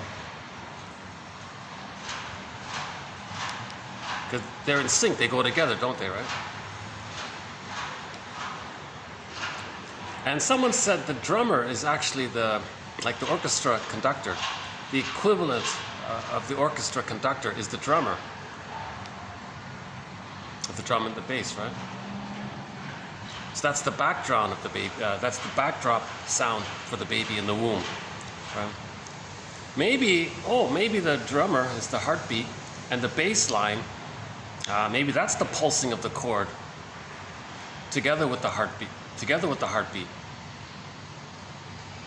and all the sweet melodies, and those are the notes of the flow, right?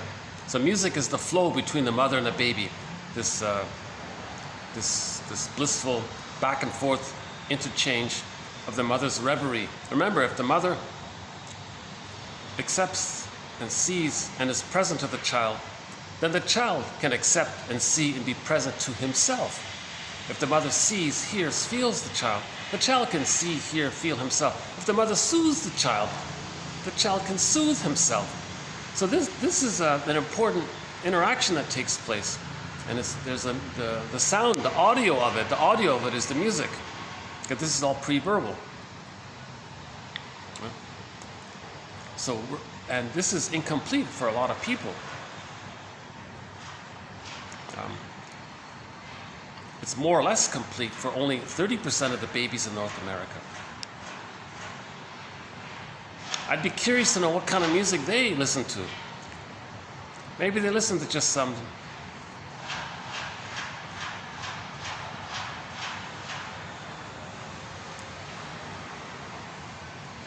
Is it fair to say the more unloved the person is, the more obsessed they're going to be with music? Can we make that kind of generalization? I don't think so. Too many overlapping factors.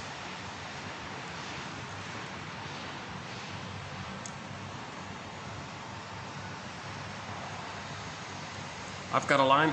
We played Spirit's song, I've Got a Line on You. We adapted it to I've Got a Line with You. So music offers a line with the oneness that we felt originally. Music offers a line to the sense of reverie and connection with the mother, reviving the sense of oneness, bliss, safety with the mother. Let's just zip through these again one more time. See, I'm just learning it as I'm speaking. I haven't studied this really well. Again, not only does music have the ability to reach right into the unconscious. See, music is primary process, right? So we have primary process in the right brain. It's pre-verbal. Music is pre-verbal, right? Primary process is pictorial and pre-verbal and emotional. Secondary process, that's our conscious thinking and all talk. So talking is. So music, you've got talking, you've got singing, you've got lyrics, and then you've got the nonverbal. So there's the bridge there between the unconscious and the unconscious. The music part is the unconscious, and the lyrical, the words, that's the conscious part. So that conscious part of the lyrical side and the nonverbal, maybe that symbolizes the reverie and the back and the flow and the back and the forth between the baby and the mother, either in the womb or post-womb in the nursing.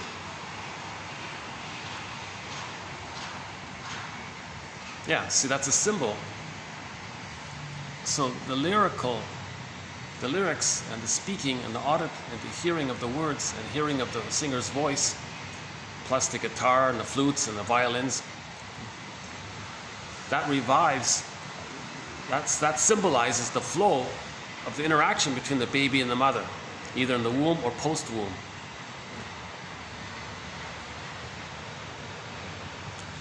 Music, not only does music have the ability to reach right into the unconscious, but I would suggest that music, particularly tonal music.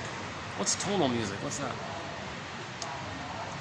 Like just a chorus? In tone music? Oh, got some people here. Hold on a sec. I try not to get anybody in the camera, so let me do this for a minute. Does that work? Yeah, okay. Resonates at the unconscious level with what I have elsewhere called a psychic home. Everybody has a psychic home. This sense of connection to ourselves, that's our psychic home. Our psychic home.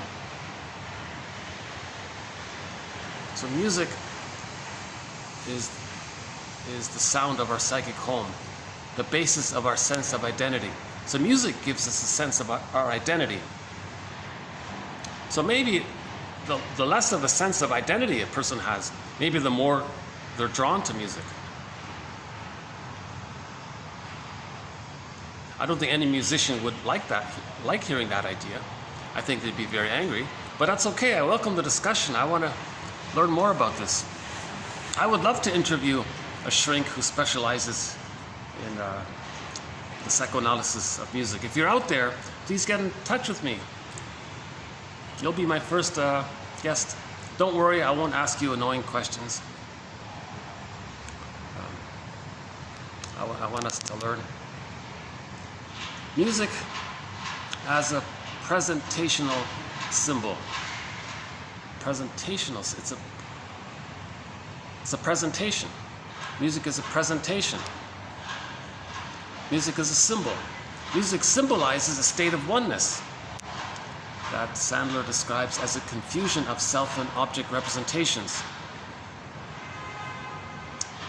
Our former audio-phonic skin. Wow. Our skin in the womb is audio-phonic skin. Wrapping us in our intrauterine situation. Our intrauterine situation. So us in the sac. Music can also revive this sac sound envelope by its sound, tonal configurations, and rhythm, thus allowing us to remember this situation bodily, somatically, and to recognize our former state of oneness in its guise.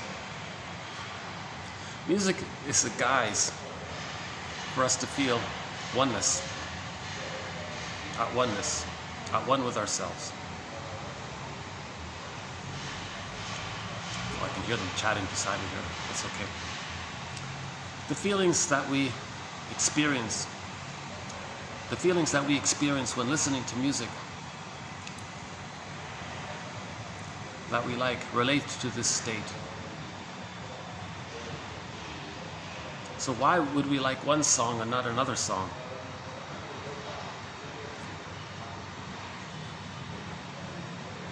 So why do I prefer one singer over another singer? Maybe their tone, or maybe how much stress they feel. Because you want a kind of a psychological twinship feeling, right? So maybe there is a sense of psychological. Oh yeah, we have it here. I didn't mention this yet. Where is it? Hold on. Psychological twinship. So I didn't say it because I don't understand this.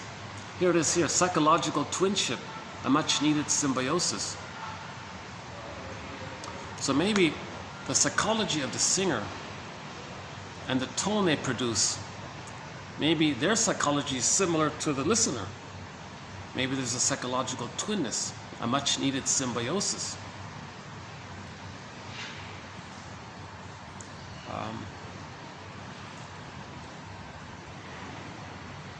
So I'll listen to some singers, but not other singers, because I don't feel a psychological twinness with some more angrier singers, maybe cynical singers,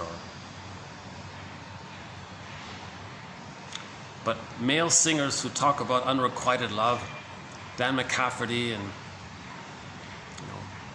maybe Lindsey Buckingham, Rick Sanders, Gil Moore, Rick Emmett. Yeah, I relate to Gil Moore's singing of Triumph, Rick Sanders, Dan McCafferty. I do feel a little more in the area of them being a psychological twin for me, right? So maybe you've got to share a similar psychological memories or something. Huge question mark. I don't know.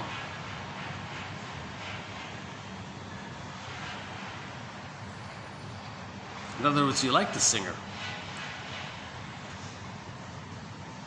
If you like the singer, that means you have something in common, I guess. Okay, hang on, let's go back here. Okay, I'll have to come back to that one. Sorry about that. Okay, next one here.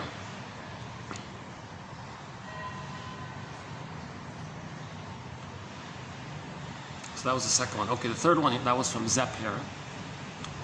Third one here. The only way... Oh, okay, Mott here. So we're back to Francis Mott here. The only way I could think of the chord as having any direct neural registration was through the infant feeling it close to him in the amniotic water, like some water snake pulsating beside him in the dark. So you got the baby, he's in the dark, his eyes are closed. Right beside him is this pulsating water snake, he calls it. It's pulsating and there's a rhythmic sound to it. And that's all he's got, is the sound of this rhythm. All he's got is music inside. So all the baby has is music, right? All the baby has is music. Think about that. All the baby has, the baby doesn't have language. He can't recite poetry.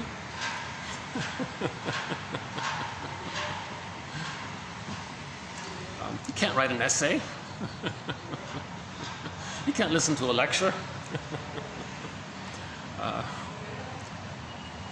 He can't read 1001 Windmills of the Mind, these excellent quotes here. Sorry, a little distraction here.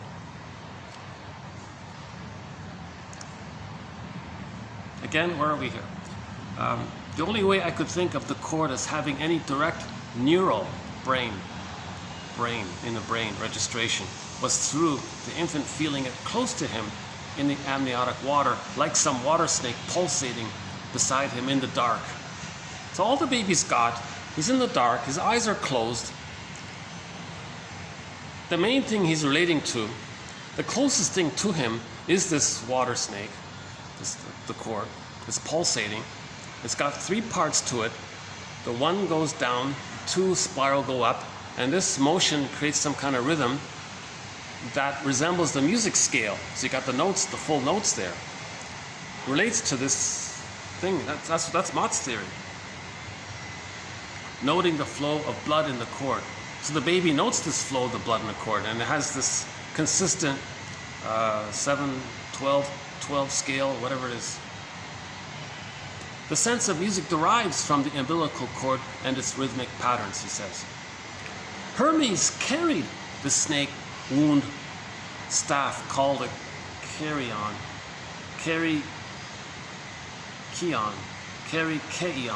whatever it is. The umbilical cord as the first messenger. I think I saw somewhere in a movie where Hermes was just carrying this cord around. He was just flying around, but he was holding this umbilical cord. I saw it in a movie once. Meaning that's the first messenger. So Hermes is the symbol of the messaging quality that's going on between the mother and the baby. The caduceus, and doctors are to heal that, to repair the continuity. So doctors, the medical profession, they symbolize their whole profession on the umbilical cord. And the snakes are medicine. Or some people say snakes are medicine.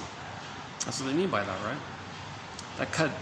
The caduceus made a very satisfactory formal representation of the umbilical cord itself. For more on this, you got to read Mott's book. It's an 890-page book. Something about the universal symbol, universal form, universal.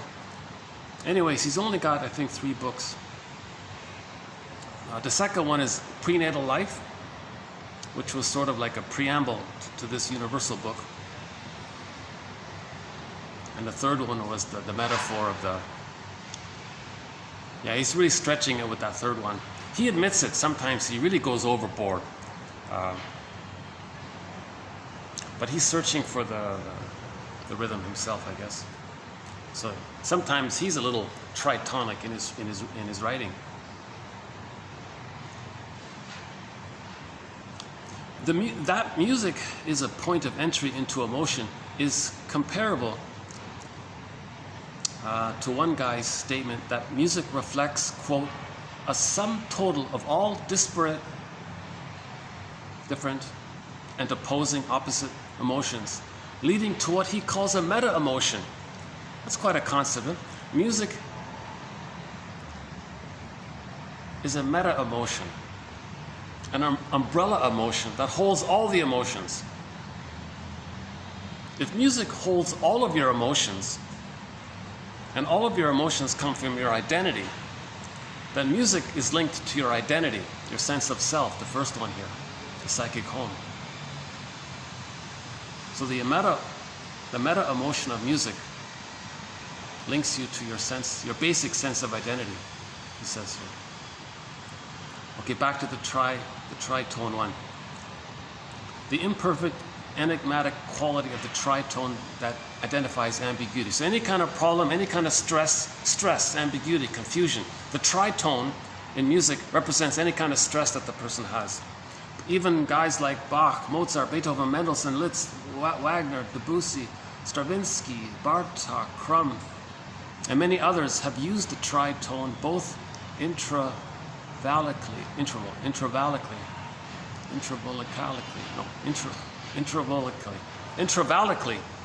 and thematically to create harmonic instability, restlessness, and emotional tension. Yeah, I feel very restless when I hear that techno thumping. Luckily, at the moment, it's not on right now. But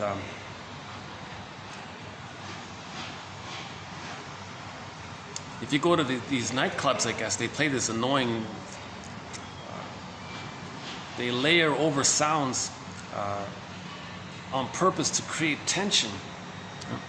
So they're trying to create restlessness in the people, because the people coming to the night tech or something, nightclub or whatever, they're feeling stressed, they want to escape.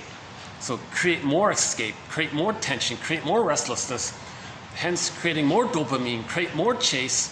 Then maybe they'll buy more drinks or buy more, I don't know, instability, restlessness, tension. So if the techno thumping music, the tritone music, the tritone quality of some music maybe gives people a distraction away from their original tension in life. So if they have one tension in life, you create another tension through the tritone, maybe distracts you.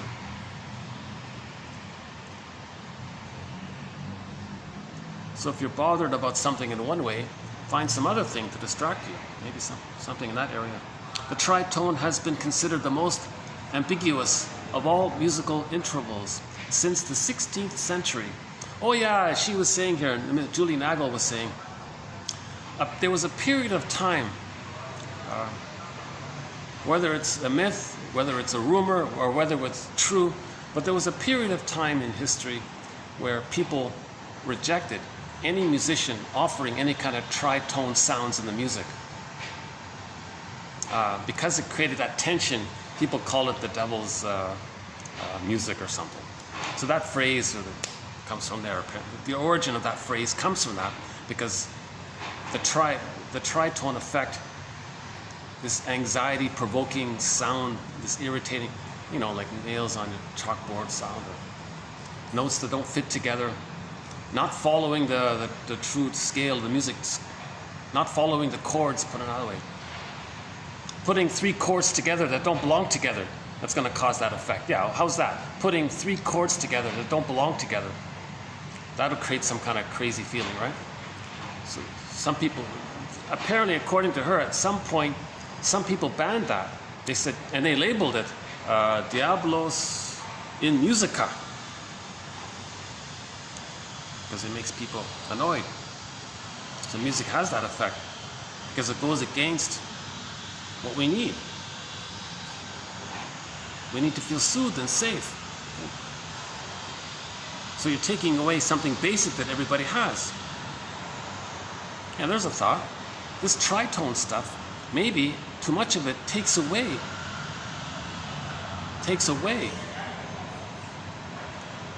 the ability to enjoy rhythmic, normal music. Maybe it's robbing us. And then if a person was robbed of the soothing music, soothing sounds, then to express how they've been robbed, maybe they like tritone music. It's like kind of like the hate around not enjoying normal music. They enjoy this annoying, aggressive punk music or something. Tritone, whatever it is. And it can be in every music genre, not just classical or pop or whatever.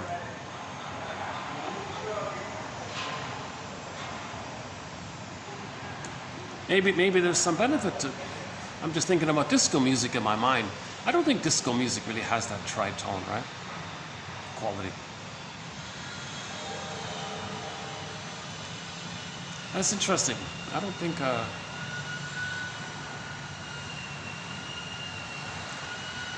You have to pick up on that one, huh? I just learned about the tritone thing last night, so this is new to me. For centuries,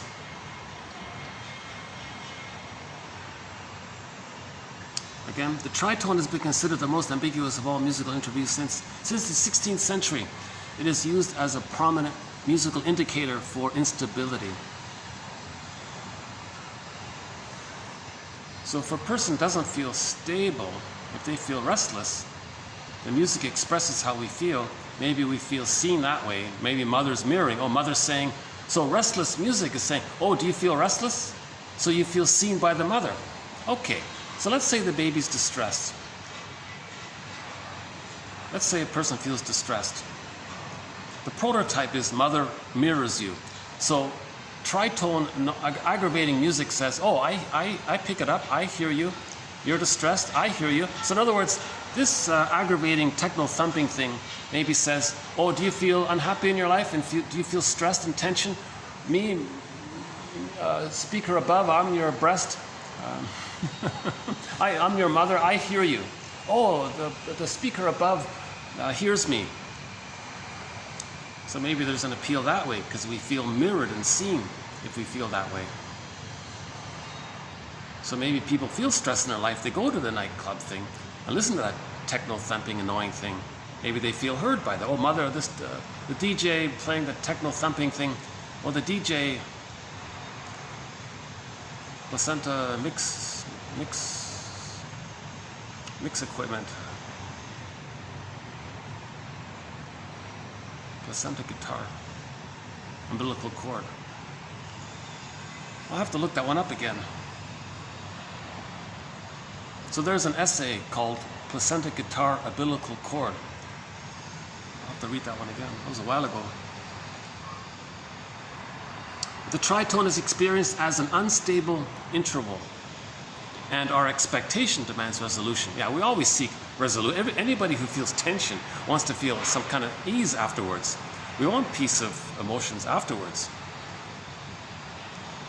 For centuries, composers and music theorists have been aware of the instability and ambiguity of the musical interval, the space between one musical note and the next.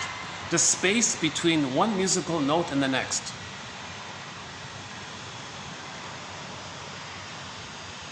If there's some confusion around there, that's called the tritone effect. The tritone, with its musical heritage of being considered an abrasive interval, abrasiveness, originally labeled as Diablos in Musica. The tritone represents a sonic metaphor for ambiguity, restlessness, and instability, okay? Perhaps symbolizing our inner conflicts. Inner conflicts. So the tritone music effect is a symbol for our inner conflicts, maybe. Jeez, I don't know. Maybe to some degree. You don't want to create more inner conflict. That's why Rick Emmett said you just want a little bit, not too much. You got to find the right spot where it's not too much, but just a little bit to let people feel seen, heard, and validated. And you can hear that with Rick Emmett. He does create like a little, it's just tolerable. It's just enough. If he created more of a tritone effect, it'd be rubbish, right? No one would listen. I don't think his songs would be popular.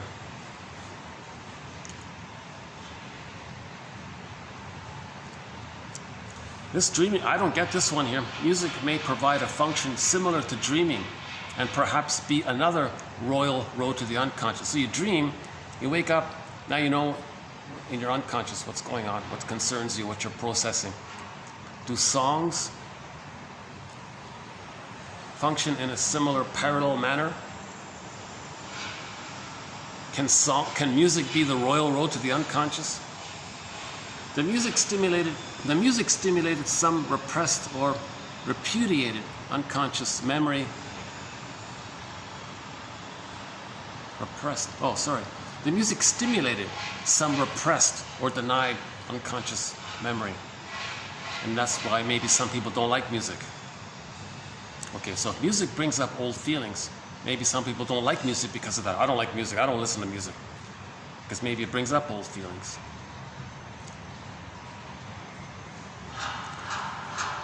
The music may be how my unconscious communicates to me.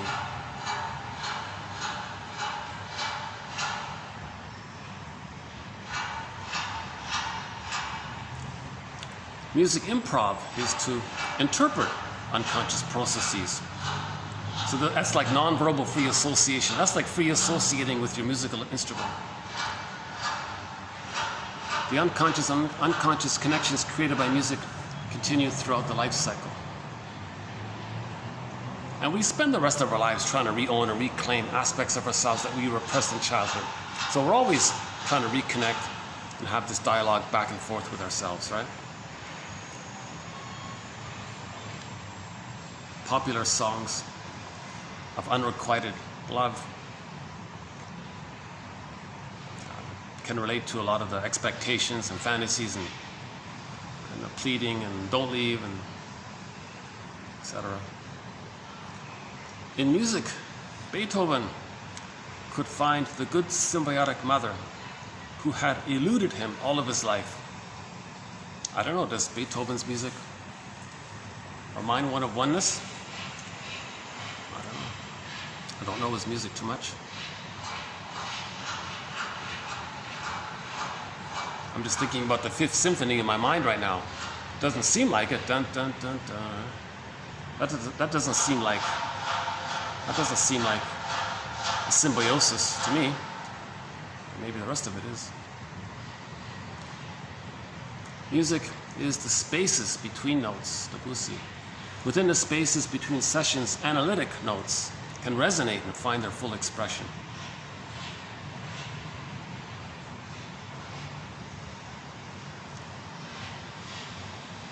So just like in between sessions, emotions can come up. Our connection to ourselves takes place in between the notes. The quietness between the notes maybe is important.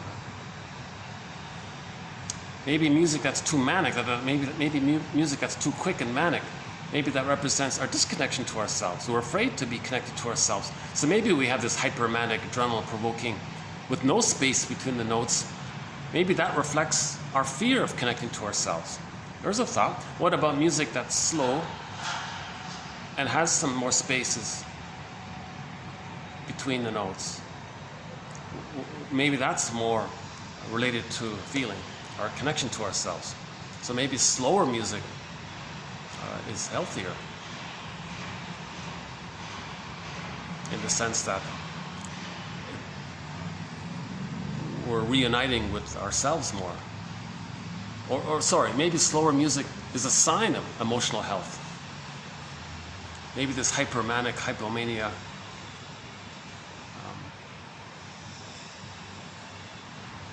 maybe it should only be part of a song, but not the whole song. What if the whole song is just manic?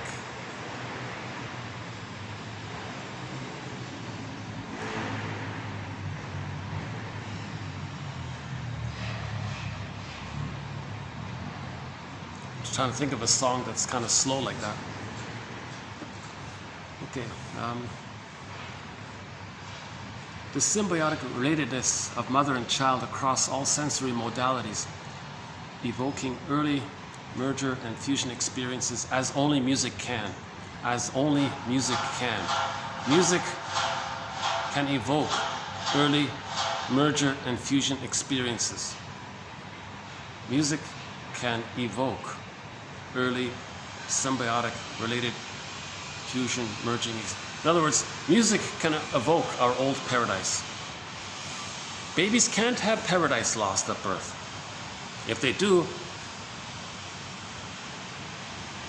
maybe there's an extra emphasis on music. Yeah, we did the piano training one. Music is the language of the emotions.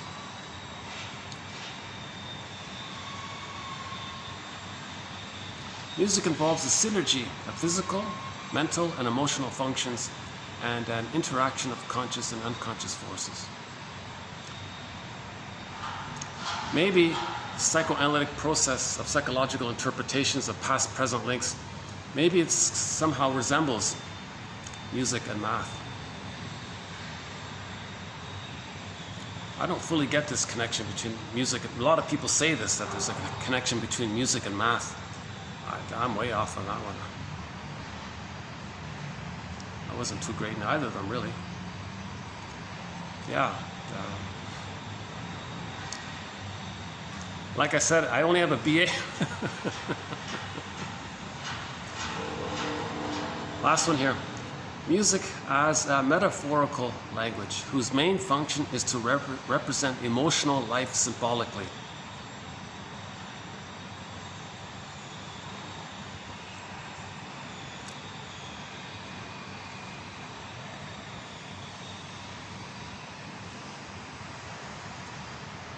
So some of the Mozart songs, there was like a playful quality to it.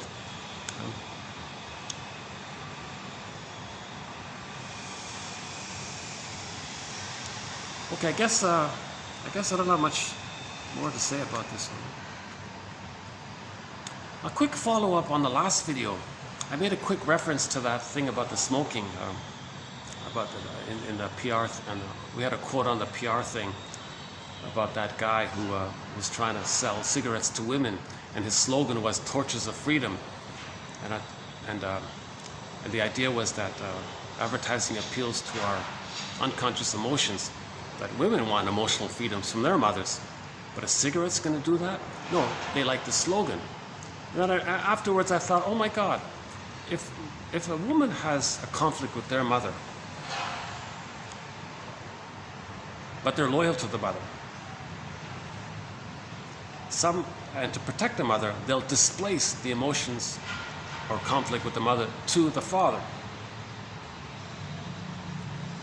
So if the woman's a smoker and she's interacting with a fellow, let's say, in her fantasy, maybe she uses the smoke to push back the fellow, which is the mother. But even though she's acting out, she's not achieving psychological liberation from the frustrating mother, so it doesn't work. But the slogan appeals to the wish that it could work.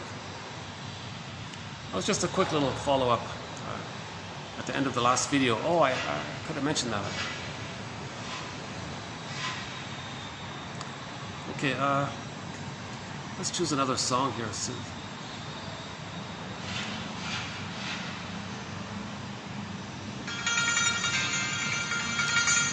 so while I'm looking for a song, I'll play this instrumental from the Polar Bear King movie.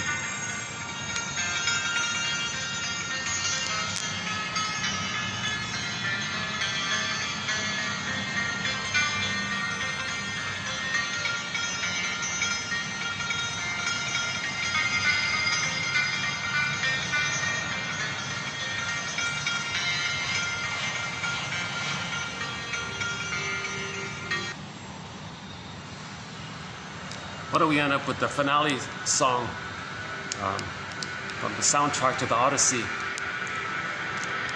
The composer of what you're hearing now just passed away a couple of weeks ago. A very famous composer, a guy named Eduard Artemiev. I'm pronouncing his name incorrectly. E-D-U-A-R-D, his first name.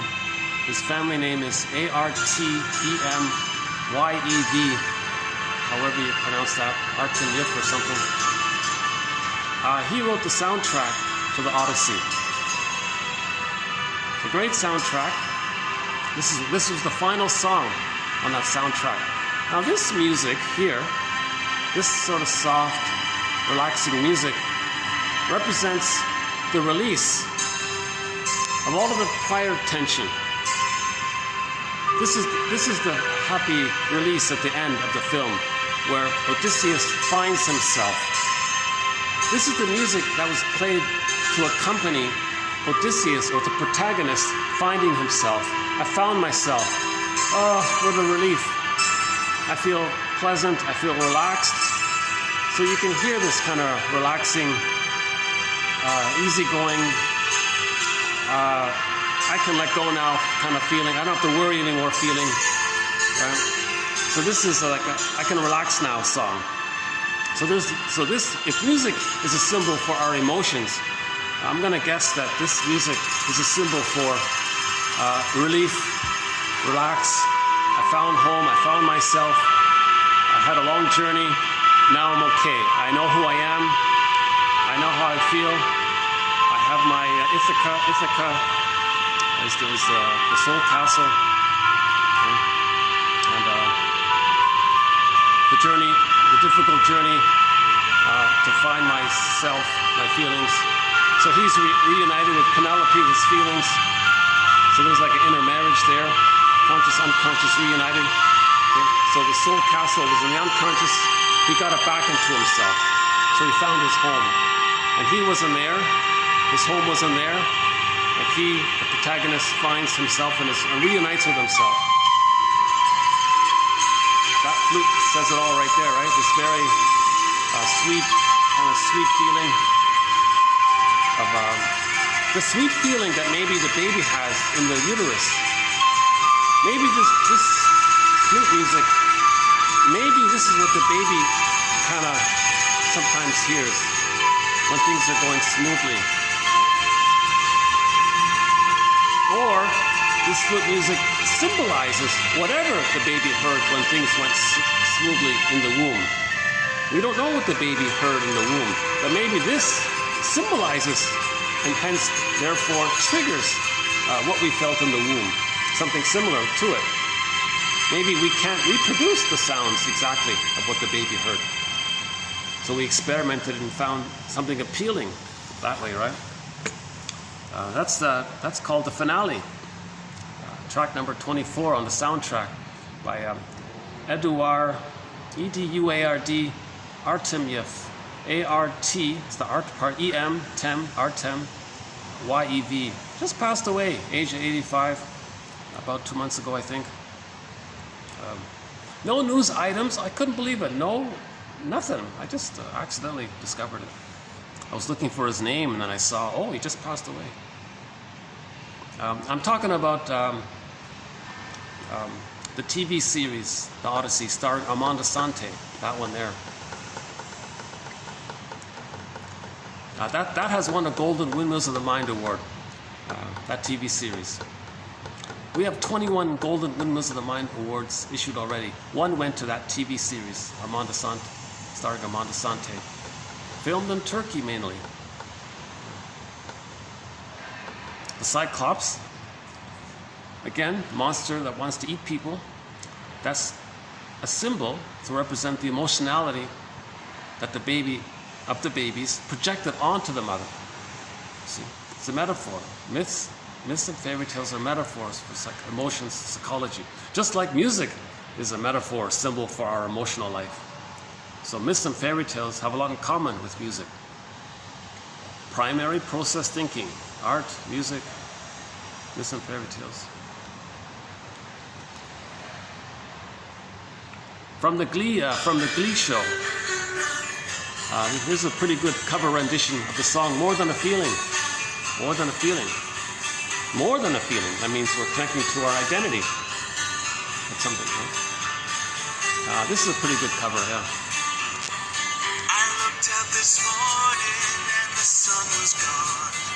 Turned on some music to start my day. I lost myself in a familiar song. I closed my eyes and I slipped away.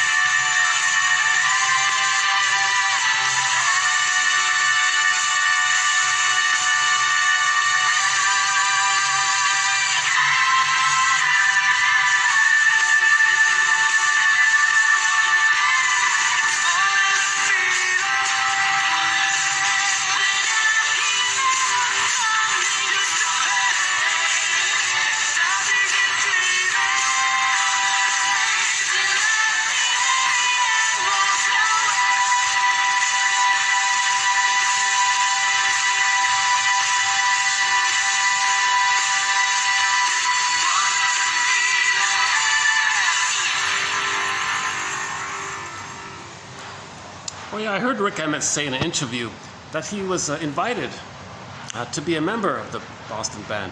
So Rick Emmett could have sang that song, eh?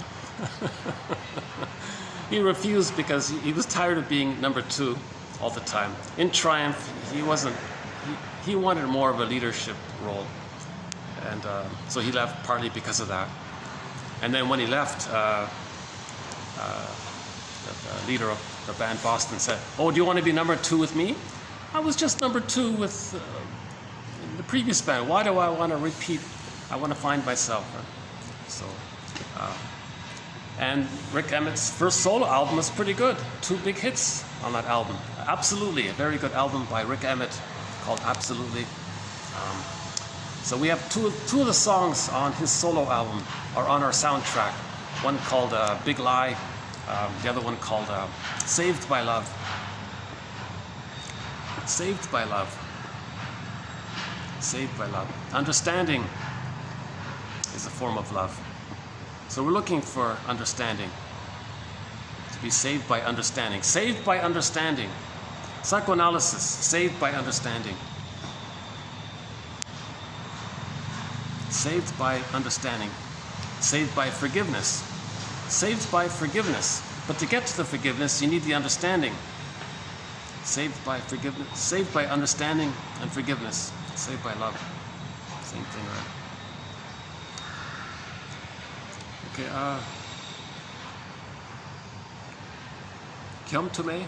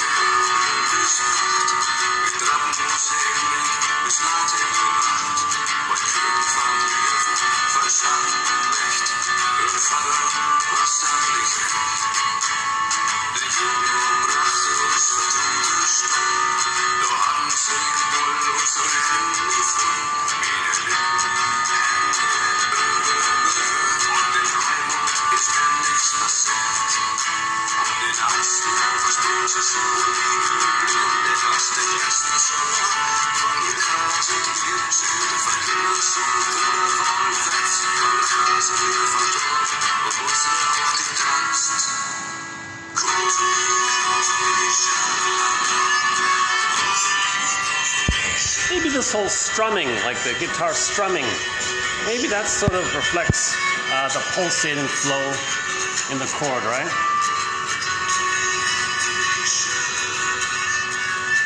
It does have like a pulsating, the strumming, the guitar strumming, right? It does have like a pulsating quality to it, doesn't it, right? Underappreciated song here. K-U-E-N-T-O-M-I.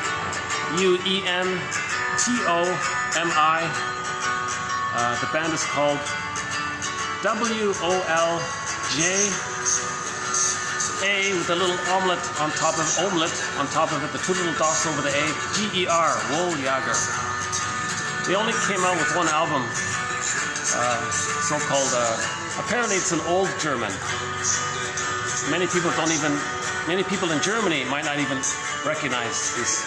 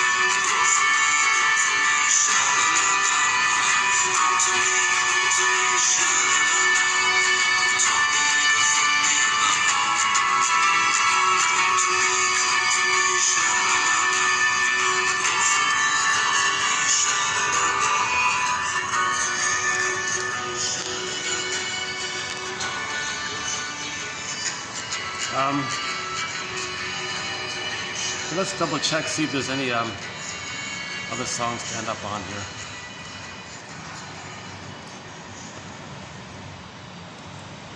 Here's that one from Brazil, sort of upbeat one.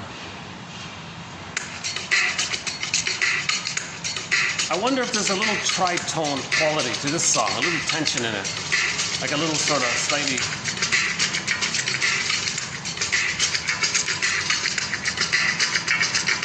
It feels to me that there may be a little bit of that tritone quality in this music. But a little bit's okay. See, a little bit represents the reality that we all feel some anxiety. Everybody has basic anxiety, right? Basic anxiety just means when we're born, we're small, helpless. The world is much larger. This is a basic anxiety.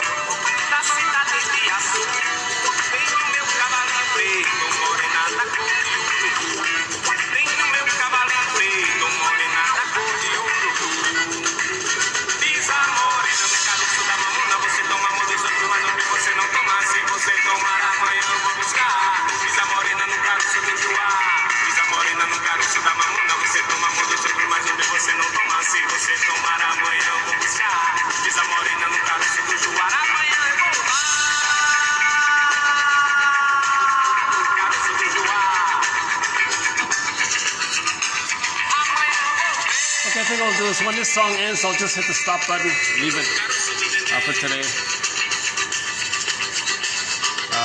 Yeah, maybe Rick Emmett. He's giving interviews. Maybe the next person who interviews Rick Emmett, can you ask him to explain more about this tritone effect? He talked a little bit about it. Ask him if what he talked about, this creating the tension, is that the tritone effect? He's a very good teacher. He explains things very clearly. So whoever interviews Rick Emmett next, could you please ask him to explain the tritone effect and give us some examples.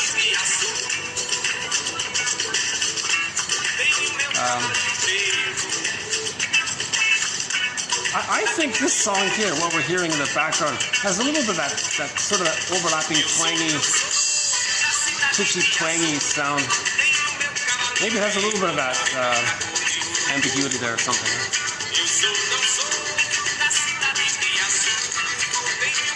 This has been TQ 2541. Thanks very much. We'll be adding more quotes for various threads. The psychoanalysis of art is a very new thread, hence we have a long way to go. But we got to start somewhere. So thanks to Julie Nagel and Francis Mott and Gilbert Rose. We'll get there.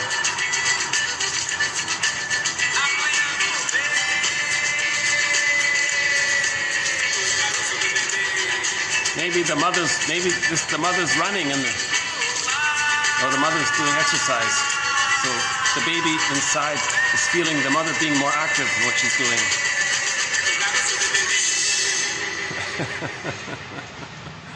Thanks again. See you in the next video.